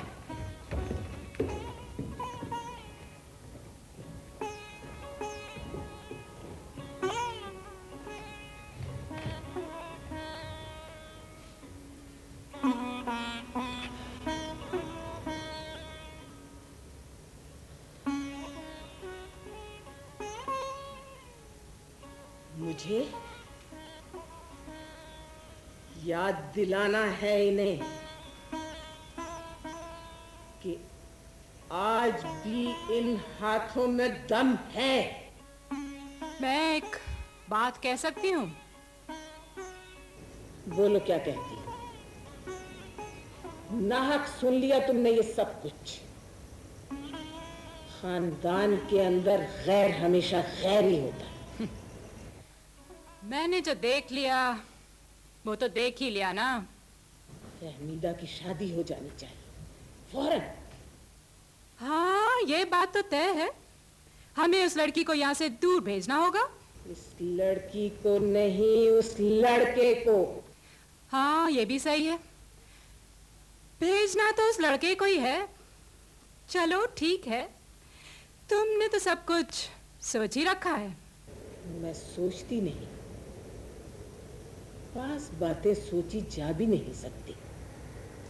मैं सिर्फ हुक्म देती हूँ। और तुम ये समझती हो कि वो राजी हो जाएगा यहाँ से जाने पर? अब कौन सा कीड़ा कुलबुला रहा है तुम्हारे दिमाग में? शादी तो जाहिर है वो फहमीदा से ही करेगा। खुलकर बात करो, मैं तुम्हें अच्छी तरह जानती हूँ। देख रही हूं कि तुम वार करने की तैयारी कर रही हो। खतरे से आगाह करने को तुम वार करना कहती हो? किस खतरे से आगाह करना चाहती हो? मैं किसी पर कोई इल्जाम नहीं रख रही हूँ बिरजीस। मैं सिर्फ ये कह रही हूँ कि अपनी आंखें खोलो, फिर सब कुछ खुद ही देख लोगी। क्या देख लूंगी? तुम हमेशा से बहुत होशियार बनती रही हो बिरजीस। दूसरों के गुनाह तुमने 100-100 मील से ताड़ लिए हैं। तुम दिलों का हाल पढ़ना जानती हो, लेकिन अपनी औलाद होती है, और इस वक्त तुमने अपनी आंखें बंद कर ली हैं। मुश्तरी की बात कर रही हो? चलो, मुश्तरी की बात ही सही। तुम्हारा क्या ख्याल है, उसने तस्वीर क्यों छुपाई? कह तो रही थी कि उसने मजाक किया, और क्या वजह हो सकती? और तुमने यकीन कर लिया? मैंने यकीन ही नहीं कर लिया, बल्कि असलियत भी यही। नहीं बिरजीस, नहीं। मैं तुम पर तोहमत नहीं लगाती, लेकिन तुमने अपनी लड़कियों को कैदी बनाकर रखा है।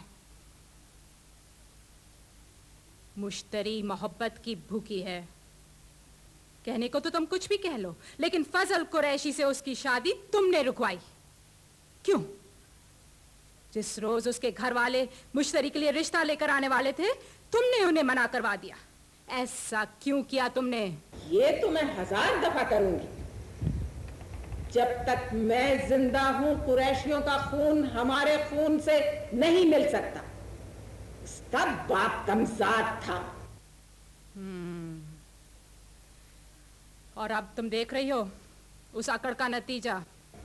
हाँ, मुझ में अकड़ है, क्योंकि खुदा ने मुझे इज्जत दी है, और तुम में नहीं है, क्योंकि तुम अच्छी तरह जानती हो तुम्हारा हसब नसब क्या है। नहीं बिरजीस, नहीं, मुझे मत याद दिलाओ।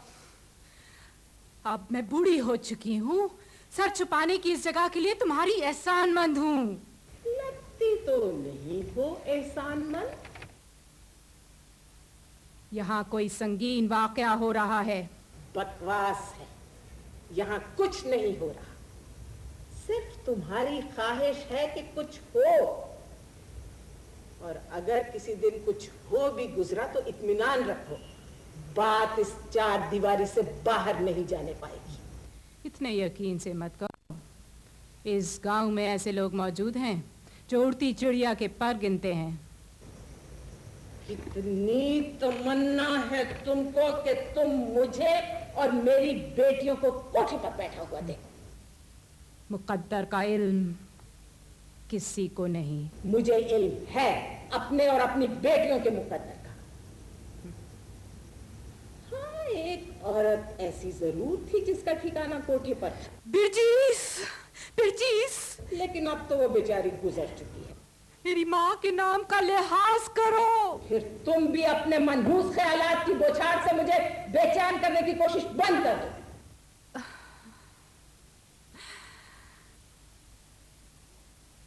बेहतर यही होगा कि मैं इन किस्सों से अलग रहूं। बिल्कुल, अपना काम करो और अपनी जबान बंद रखो। हर नौकर का यही फर्ज होता है। लेकिन मेरा फर्ज ये भी है कि मैं इस घर को तबाही से बचाऊं। अत्थर और फहमीदा की जोड़ी बिल्कुल गलत है। क्या कहने की कोशिश कर रही है? दीवाना तो अत्थर अदीला का है।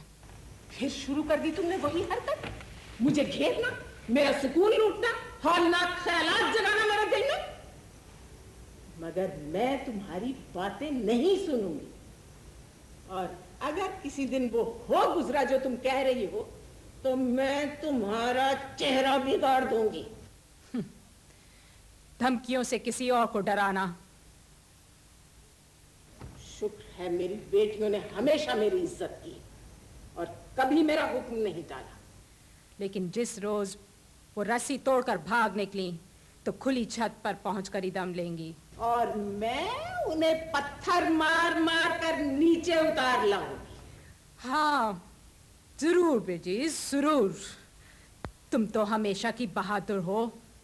मैं मुकाबले से पीछे कभी नहीं हटी।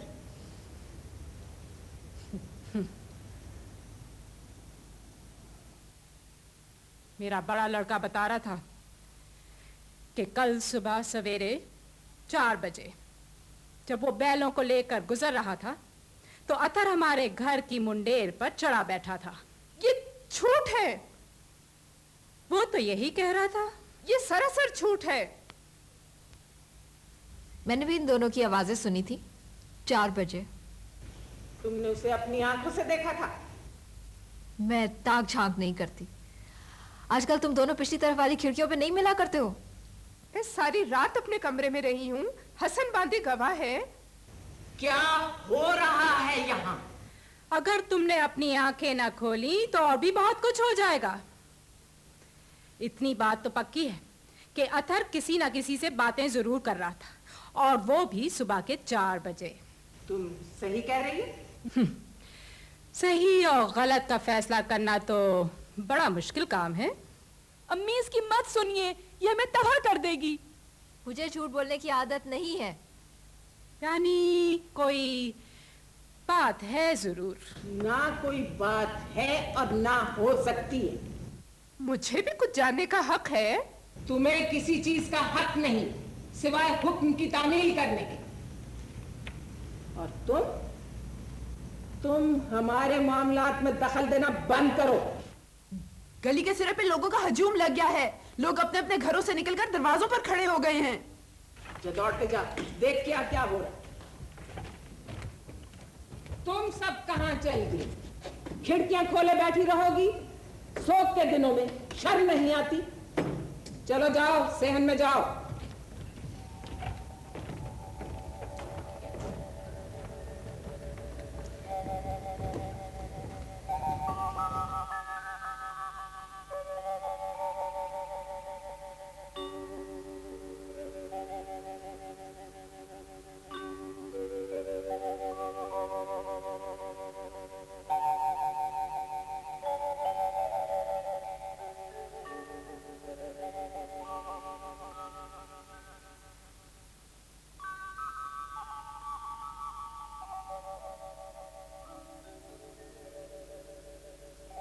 मेरा एहसान मानो, मैंने जुबान नहीं खोली।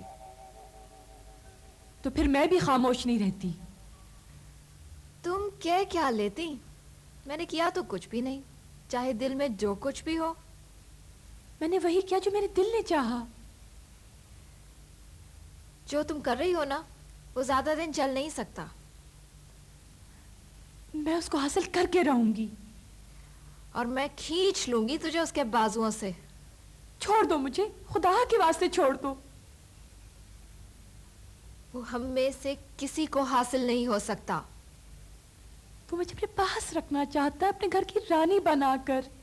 देखा था मैंने कैसे उसने तुझे अपने बाजुओं में जकड़ा हुआ था। मैं नहीं चाहती थी, लेकिन खींचती गई उसकी तरफ। मैं तेरी लाश देख लूंगी, लेकिन ये होने नहीं दूंगी।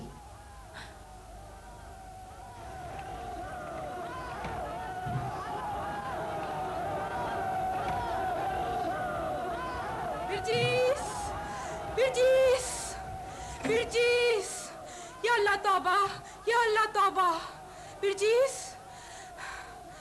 कुलसूम की बेटी, वो कुंवारी छोकरी, उसके यहाँ बच्चा पैदा हुआ है। बच्चा? और कोई नहीं जानता कि उसका बाप कौन है। और अपने गुनाह पर पर्दा डालने के लिए उसने उसे मार डाला और पत्थरों के नीचे छुपा दिया। लेकिन खुदा के कहर से कौन बच सकता है? उसकी कुदरत देखो कि कुत्ते उस बच्चे की लाश को खोद कर निकाल लाए और उसी के दरवाजे पे छोड़ के चले गए। अब लोगों का हुजूम जो है उमड़ता चला आ रहा है। वो उसे मार डालना चाहते हैं, वो उसे सड़कों पर घसीट रहे हैं। आने दो उन्हें, उनसे कहो कि अपनी खुरपियां और कुदाले लेकर आए और उसके टुकड़े टुकड़े कर डालें। नहीं, मत मारो उसे, मत मारो। नहीं। उसकी सजा मौत है। नहीं। अब हम भी बाहर चलते हैं। तुम नहीं जाओगे उसके पीछे? रहने दो उसे, जाने दो। अदा करने दो उसको अपने गुनाहों की कीमत। नहीं, नहीं, कोई नहीं बच सकता। पेश कर इसके कि कोई उसको बचाने के लिए आए।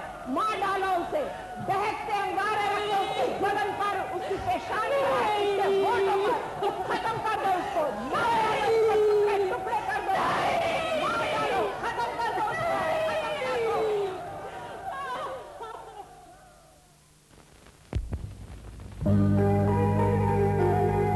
Rexona.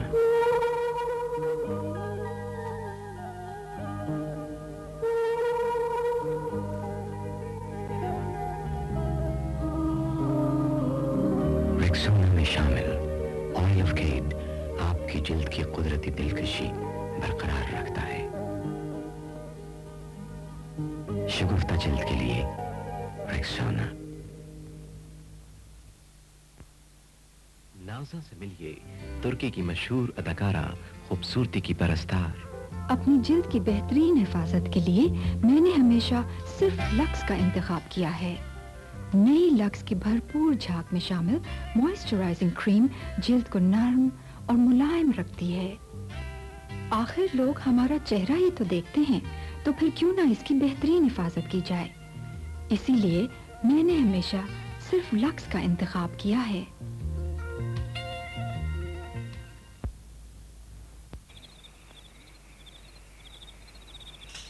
अच्छा, मैं तो रुखसत होती हूँ, बहुत देर बैठ ली।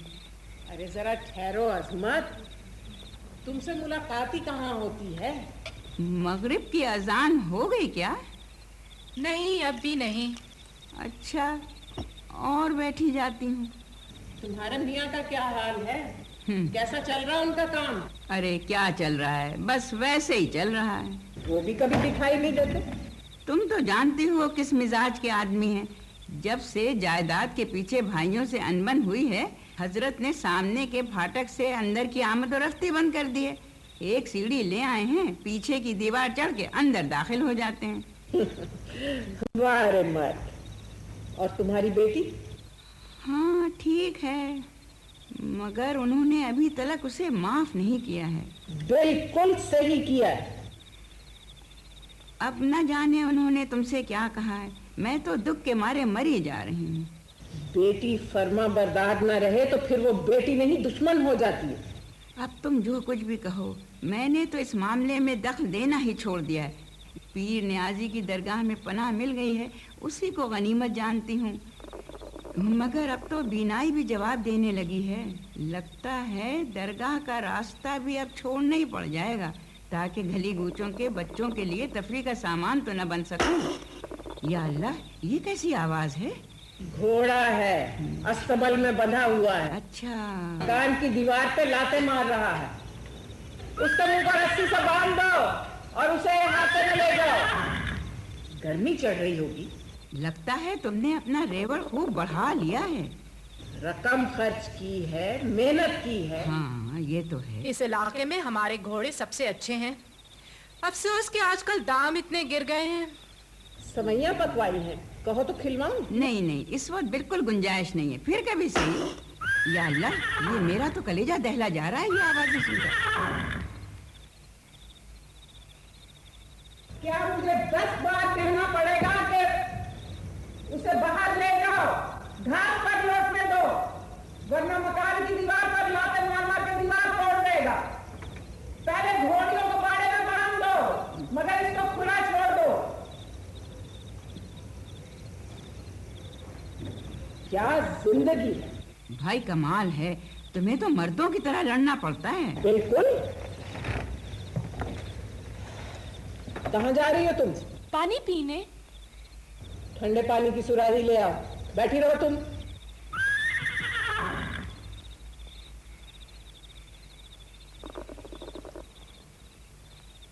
अरे हाँ, फहमीदा की शादी कब के करार पाई है? 3 दिन के अंदर अंदर वो लोग आ रहे हैं बात करने। फिर तो तुम बहुत खुश होगी। जाहिर है। ओफो, सारा नमक गिरा दिया। कितनी बदशगुनी है। मेरी बला से जैसी किस्मत है उससे बदतर और क्या होगी। नमक का बिखराना हमेशा बुरा शगुन होता है। अच्छा अच्छा, बस करो। उन लोगों ने अंगूठी पहना दी है क्या? ये रही। आहा, सुभान अल्लाह सुभान अल्लाह, किस कदर खूबसूरत है। 3 मोती, माशा अल्लाह माशा अल्लाह। एक हमारा जमाना था, हमारे जमाने में तो मोती के मतलब हुआ करते थे आंसू। जमाना बदल चुका है। हाँ। मेरे ख्याल में तो नहीं, चीजों के मायने तो वही रहते हैं। मंगनी की अंगूठी तो हीरे की होनी चाहिए। हाँ, मौजू तो हीरा ही होता है। हीरे या मोती से क्या होता है? असल चीज तो इंसान की नीयत होती है। हाँ, या मालिक की मर्जी। सुना है तुमने फहमीदा की शादी के लिए बड़ा बढ़िया और कीमती सामान बनवाया है। 26,000 रुपए खर्च हो चुके हैं। सबसे उम्दा चीज तो आईने वाली अलमारी है। हाँ, फिर क्यों नहीं, फिर तो बड़ी खूबसूरत होगी। हमारे जमाने में संदूक हुआ करते थे। अरे अब अपना और हमारा जमाना छोड़ो, असल मकसद तो ये है कि दोनों खुश रहें। और इसी बात का तो कुछ कहा नहीं जा सकता यकीन के साथ। क्यों नहीं कहा जा सकता? इसमें शक की गुंजाइश क्या है?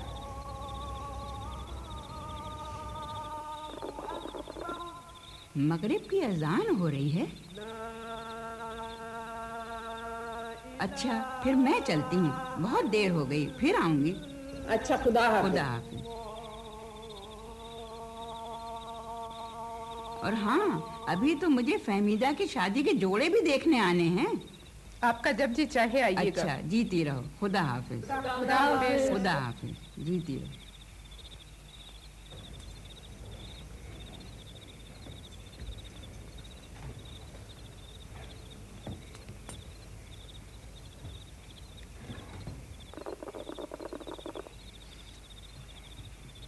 हो चुका खाना, चलो अब उठो।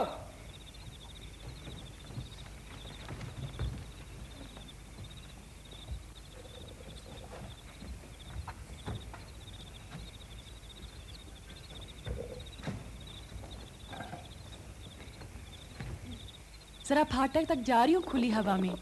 यहाँ बैठे बैठे कमर दुख गई। मैं भी चलती हूँ। और मैं भी। कोई मैं खो नहीं जाऊंगी। रात के वक्त अकेले नहीं रहना चाहिए।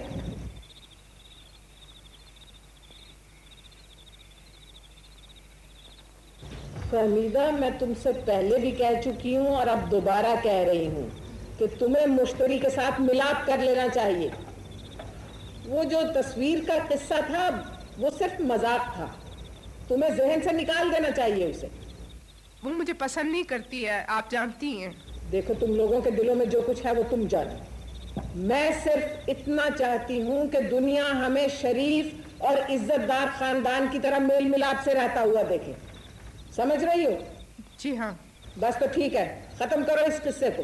वैसे भी कुछ दिनों में तो तुम्हें चले ही जाना है। जितनी जल्दी यहाँ से जान छूटे उतना ही अच्छा है। मजलिस के रोज अतहर की बहन तुमसे क्या बातें कर रही थी? वो कह रही थी अतहर आजकल कुछ परेशान परेशान सा रहता है, खोया खोया सा। मुझे कुछ अजीब सी लगी उसकी बातें। परेशान क्यों रहता है? मर्दों को बहुत सी चीजों की फिक्र करनी होती है, तुम्हें उसमें पड़ने की जरूरत नहीं है। शादी के बाद भी उससे कुछ मत पूछना, वो देखे तो देखना और बोले तो बोलना, अच्छी रहोगी। मगर अम्मी जान, मुझे ऐसा लगता है बात है जो मेरी निगाहों से पोशीदा है। जानने की कोशिश मत करना। कायदे से तो मुझे खुश होना चाहिए ना, मगर मैं हूं नहीं। कोई फर्क नहीं पड़ता। मुझे डर लगता है जैसे कोई बहुत बड़ी तबाही हम सबको अपनी लपेट में लेने वाली है। कुछ नहीं है, ये सब तुम्हारा वहम है। खुदा करे ऐसा ही हो। कुत्सिया सो गई है।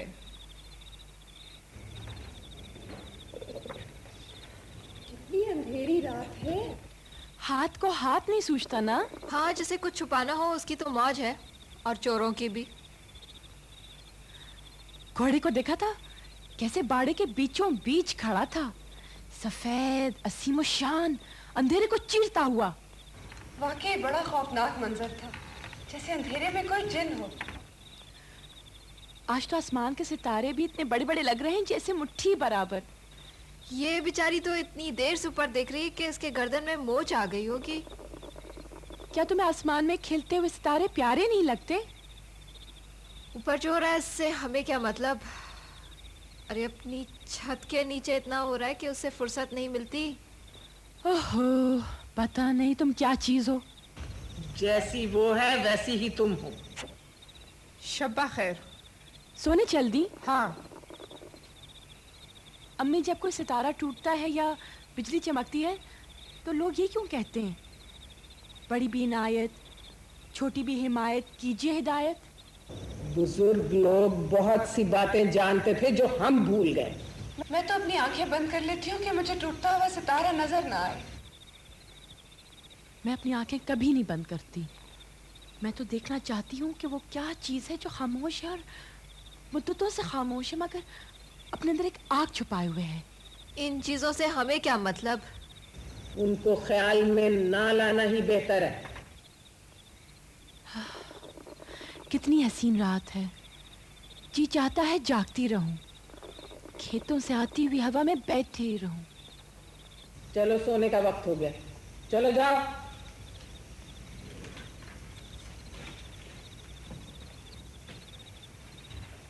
कुत्सिया सो गई है। कुत्सिया, क्या है भाई, अब क्या चाहिए? बिस्तर में जाके सो। तो यहाँ तो कोई चैन से सोने भी नहीं देता।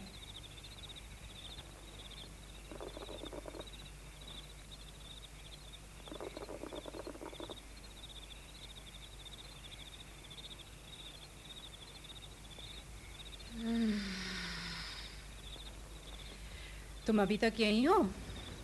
हाँ, इस खामोशी का लुत्फ ले रही हूँ और बहुत हैरान भी हूँ क्योंकि वो संगीन वाक़या जिसकी तुम खबर लेकर आई थी उसका तो यहाँ नामो निशान भी नहीं।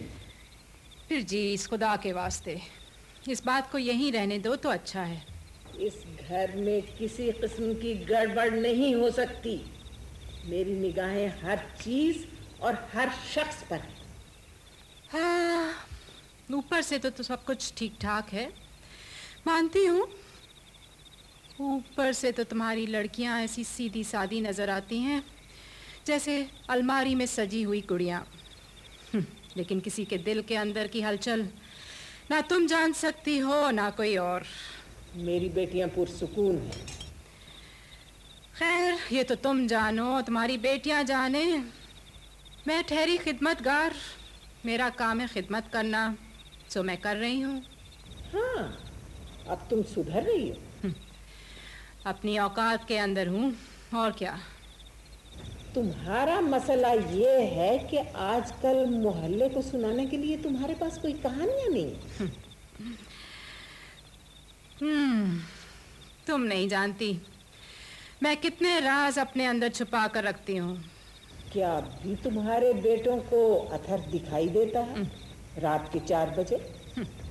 क्या अब भी वो इस घर की बदनामी करते फिर रहे? अरे वो बेचारे तो किसी से कुछ नहीं कहते। कहेंगे भी क्या? कहने को उनके पास है ही क्या? युजीस, मैं इस मसले पर चुप हूँ, इस डर से कि खुदा जाने तुम क्या कर बैठो, लेकिन अपने आप को इतना महफूज भी ना समझो। बिल्कुल महफूज हैं हम, मैं और मेरी बेटियां। कौन जानता है किस वक्त कहर बरपा हो जाए, कौन जानता है किस वक्त खून का एक रेला उठे और हमारे दिल की धड़कन बंद हो जाए। इस घर में कोई हादसा नहीं होगा, मैं चौकस हूँ, तुम्हारे अंदेशों से बाखबर। चलो फिर तो सब कुछ ठीक ही है। हाँ बिल्कुल। मैंने तमाम बर्तन धो डाले हैं, कोई और काम है बेगम साहिबा? नहीं, कोई काम नहीं है, अब मैं आराम करूं।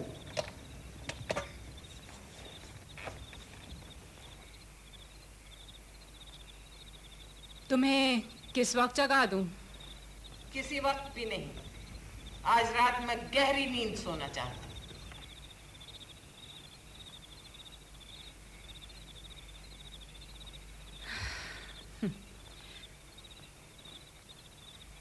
जब समुंदर की लहरों के सामने बस ना चले तो बेहतर यही होता है कि उसकी तरफ पीठ कर लो और अनजान बन जाओ।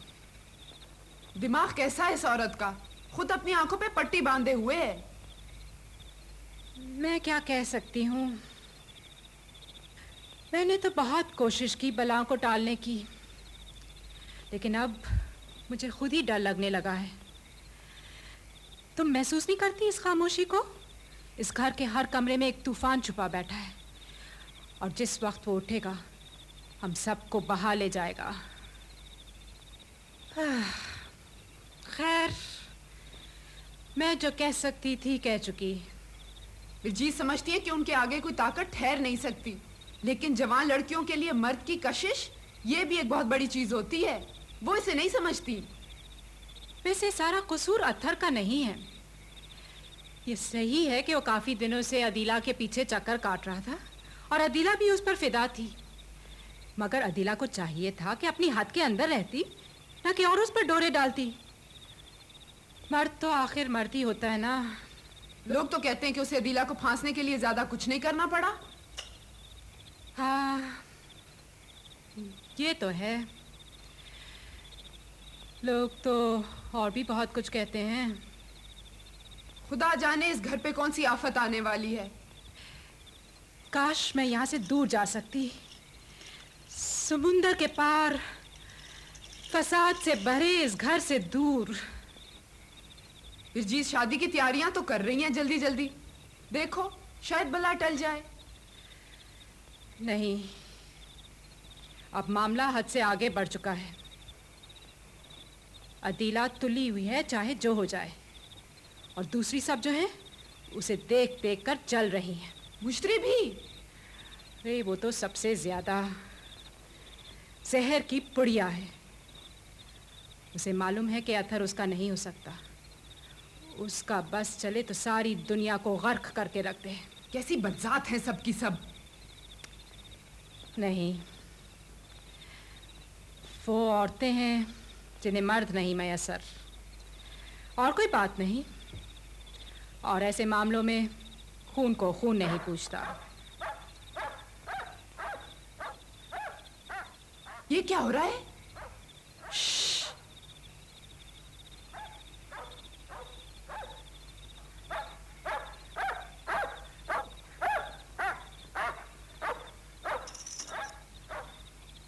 भौंक रहे हैं? जरूर कोई पिछले दरवाजे के सामने से गुजरा होगा।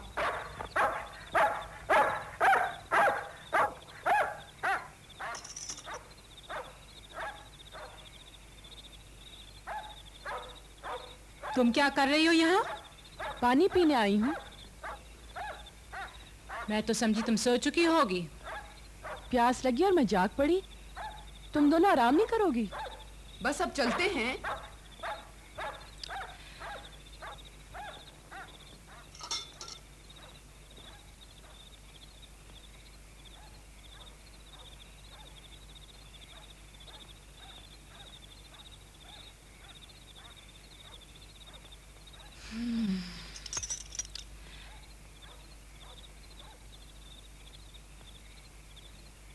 चलो चलते हैं। हाँ, अब चल के जरा कमर सीधी कर ले। बिरजीस दिन भर दम नहीं लेने देती। लालटेन ले लो।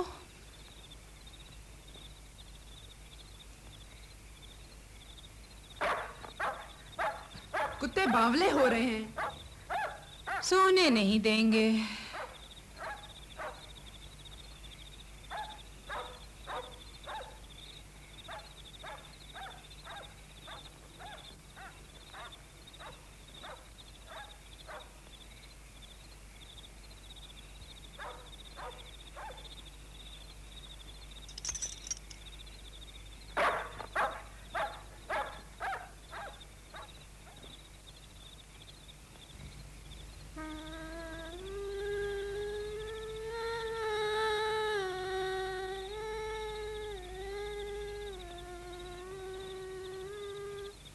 चुप हो जा, चुप हो जा।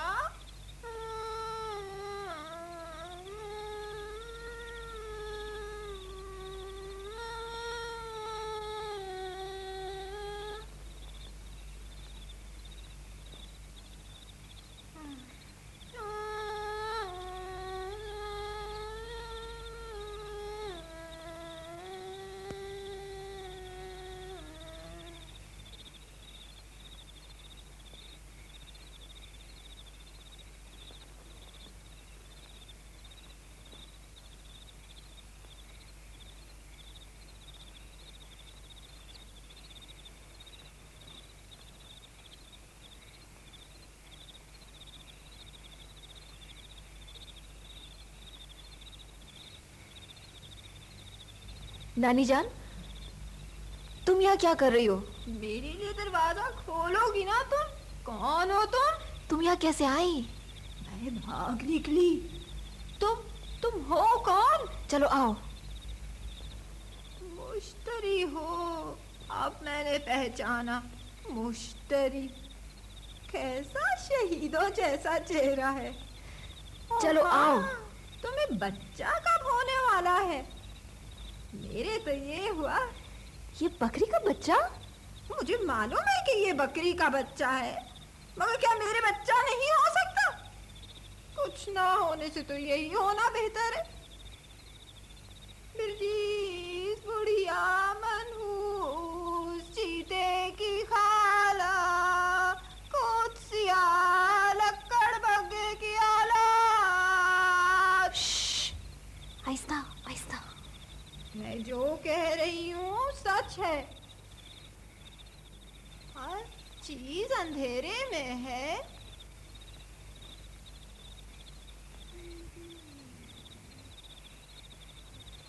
मेरे बाल सफेद हैं, इसलिए तुम समझती हो कि मैं बच्चे नहीं जन सकती। मैं जन सकती हूँ बच्चे, बच्चों पे बच्चे, बच्चों पे बच्चे, सफेद बालों वाले बच्चे। एक बच्चा होगा जिसके बाल सफेद होंगे, और फिर एक और फिर एक और, सबके सफेद बाल होंगे मेरी तरह। और हम बर्फ से लदे दरख्तों की मानिंद एक के ऊपर एक पहाड़ की चोटी तक पहुंच जाएंगे। और जब हम सबसे ऊंची चोटी पर पहुंच जाएंगे तो हमारे सफेद सफेद सिर आपस में मिलकर बादल बन जाएंगे, और फिर हम बरसेंगे। क्या वजह है कि यहाँ बादल नहीं है? यहाँ तो सिर्फ कब्रें हैं और सिसकियों की आवाज है। आहिस्ता आहिस्ता, चुप करो, चुप चुप।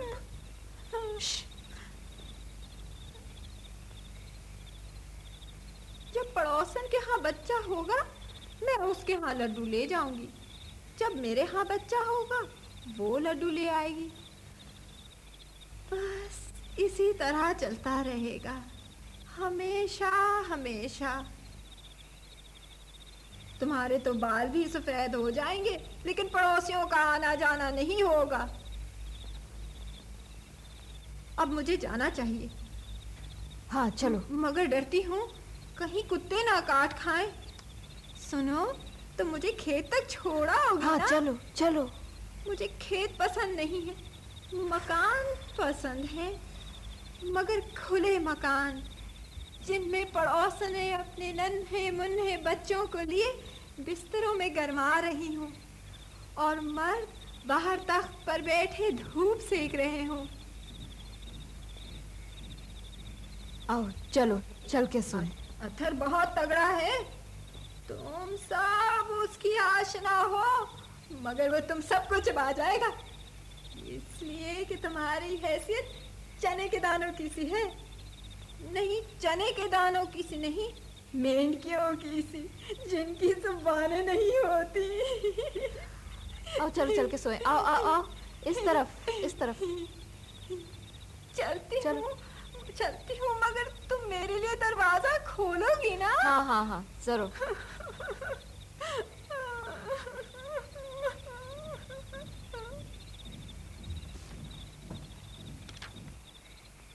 अदीला, अदीला, अदीला, अदीला। आखिर मेरी तलाश क्यों हो रही है? उसके करीब मत जाओ। तुम कौन होती हो मुझे रोकने वाली? ये हरकतें शरीफों की नहीं है। दिल तो कहता होगा कि मैं भी होती उसी के पास। अच्छा तो सुन लो, ये किस्सा अब और नहीं चल सकता। ये सिर्फ पहला कदम है। मेरे पास आगे बढ़ने का हौसला है, ताकत है और अच्छी सूरत है, जो तुम्हारे पास नहीं। मौत देखी मैंने दीवारों में, मगर अब मैंने बाहर निकलने का फैसला कर लिया है। वो बेज़मीर आदमी किसी और के लिए आया था, तुम झपट के खड़ी हो गई उसके सामने। वो आया था पैसे के वास्ते, मगर उसकी निगाहें हमेशा से मुझ पर थीं। उसकी शादी फहमीदा से होगी, तुम उसे हासिल नहीं कर सकती, मैं ये होने नहीं दूंगी। तुम अच्छी तरह जानती हो कि वो उसे नहीं चाहता। जानती हूँ। तुम जानती हो क्योंकि तुमने देखा है, तुमने अपनी आंखों से देखा है कि मुझे कैसे चाहता है। देखा है कि नहीं? हाँ देखा है, देखा है। वो मुझे चाहता है, मुझे चाहता है वो। चाहो तो मेरे सीने में खंजर उतार दो, मगर ये अल्फाज मत दोहराओ। अच्छा, इसीलिए तुम मुझे उसके साथ देखना गवारा नहीं करती हो। किसी और औरत को वो 1000 बार अपनी बाहों में ले ले, तुम्हें कोई परवाह नहीं। फहमीदा के साथ वो 100 बरस रह ले, तुम्हें कोई एतराज नहीं। सिर्फ मुझे नहीं है, लेकिन मुझसे वो इश्क करता है, इसीलिए मुझे उसकी बाहों में देखकर तुम्हारे तन बदन में आग लग जाती है, क्योंकि तुम भी उसे प्यार करती हो, तुम चाहती हो उसे। हाँ चाहती हूँ, मैं सर उठा के कह रही हूँ कि मैं उसे चाहती हूँ। दर्द का एक लावा उबल रहा है मेरे सीने में, क्योंकि मैं उसे चाहती हूँ। पुश्तरी मेरा कोई कसूर नहीं। मत डालो अपनी बाहें मेरे गले में, आज से तुम्हारा खून मेरे खून से अलग है। अच्छा चलो ठीक है, फिर अब तो कोई चारा भी नहीं, जो होना है हो जाएगा। अथर मेरा है, वो मुझे ले जाएगा दरिया के किनारे, बागों में। नहीं, जिस दिन से मैंने उसके होठों को छुआ है, मनहूस मकान मुझसे बर्दाश्त नहीं होता। मैं उसकी बनकर रहूंगी, सारा गांव ही मेरे खिलाफ क्यों ना हो जाए। सारे बड़े बूढ़े, पारसा, इनके पत्थरों से मेरा जिस्म छलनी क्यों ना हो जाए, मैं फिर भी सर उठाकर चलूंगी कि मैं उसकी हूँ। खामोश हो जाओ, खामोश हो जाओ। मैं नहीं होती खामोश। कहाँ जा रही हो? हट जाओ मेरे रास्ते से। नहीं हटती। जाने दो मुझे वहाँ। तुम कौन हो कि मुझे रोकने वाली? हट जाओ, हट जाओ। बंद करो ये शोर। अम्मी, इसको देखिए। रात भी सुकून से नहीं सोने दोगी तुम मुझे। इसको देखिए, उसके साथ उसके कपड़ों पे घास लगी हुई है। ये करतूत? अम्मी, इसको फाहिशातों वाली। अब इस घर में जंजीरों की झनकार नहीं सुनाई देगी। ये लो, देख लो अपनी छड़ी का असर। आगे मत बढ़ना। अब मुझे किसी का हुक्म कबूल नहीं सिवाय अत्थर के। अदीला, जाओ जाके हाथी मुझसे कह दो कि मैं सिर्फ उसकी हूं। अब मुझे कोई भी नहीं रोक पाएगा, कोई भी नहीं। कहाँ जा रही है तू? जाने दो मुझे, छोड़ दो मुझे। हट जाओ, तुझे नहीं जाने दो।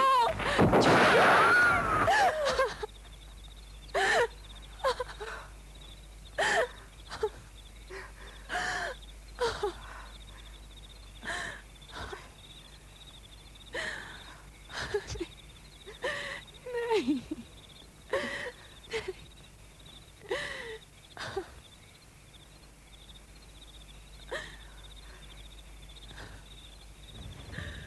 जाओ और जाकर अब उसे ढूंढो।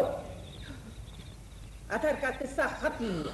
नहीं, नहीं खुदा, अथर, नहीं, नहीं, नहीं।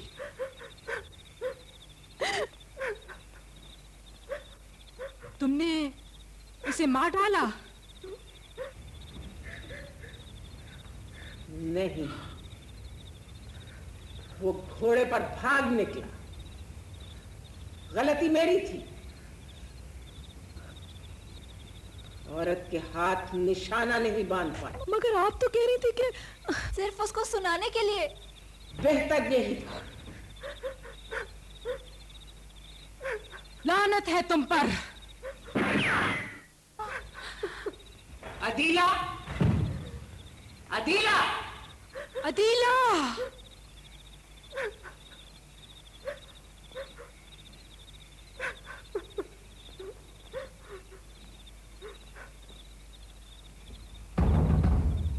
अदीला, दरवाजा खोलो।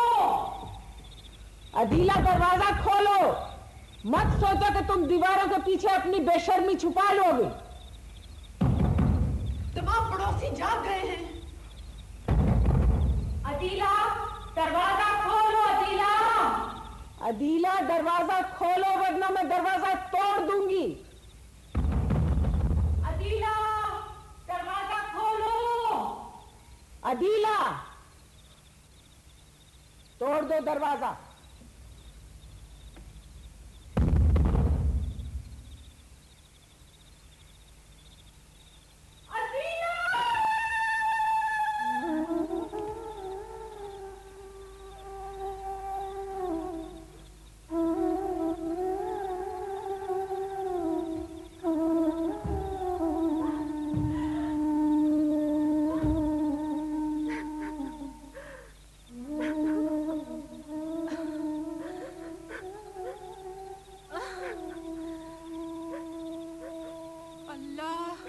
ऐसी मौत किसी को ना दे।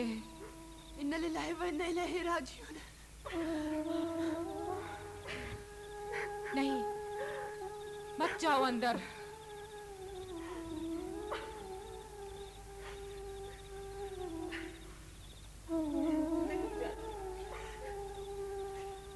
नहीं जाती मैं।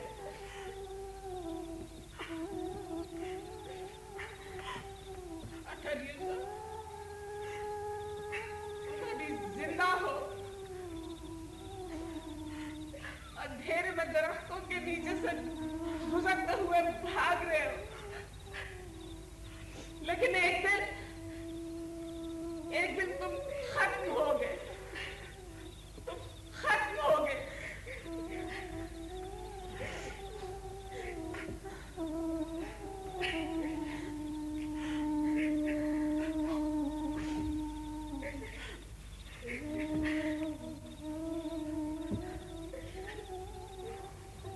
इसे नहलाने का इंतजाम करो।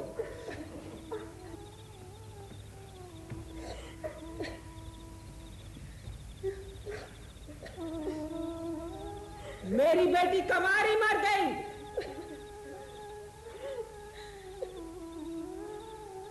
उसे साथ के कमरे में ले जाओ और इस तरह तैयार करो जैसे दुल्हनें तैयार की जाती है। कान खोल कर सुन लो, इस वाक़े के मुतालिक कोई एक लफ्ज ना बोले। ऐलान करा दो, बिरजीस कदर की बेटी कमारी मर गई।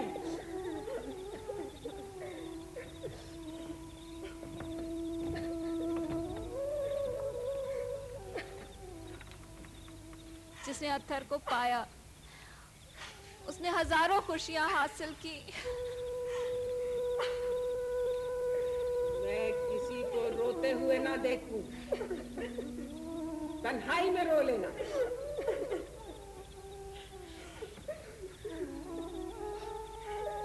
हमें मौत की आंखों में आंखें डालना होगी।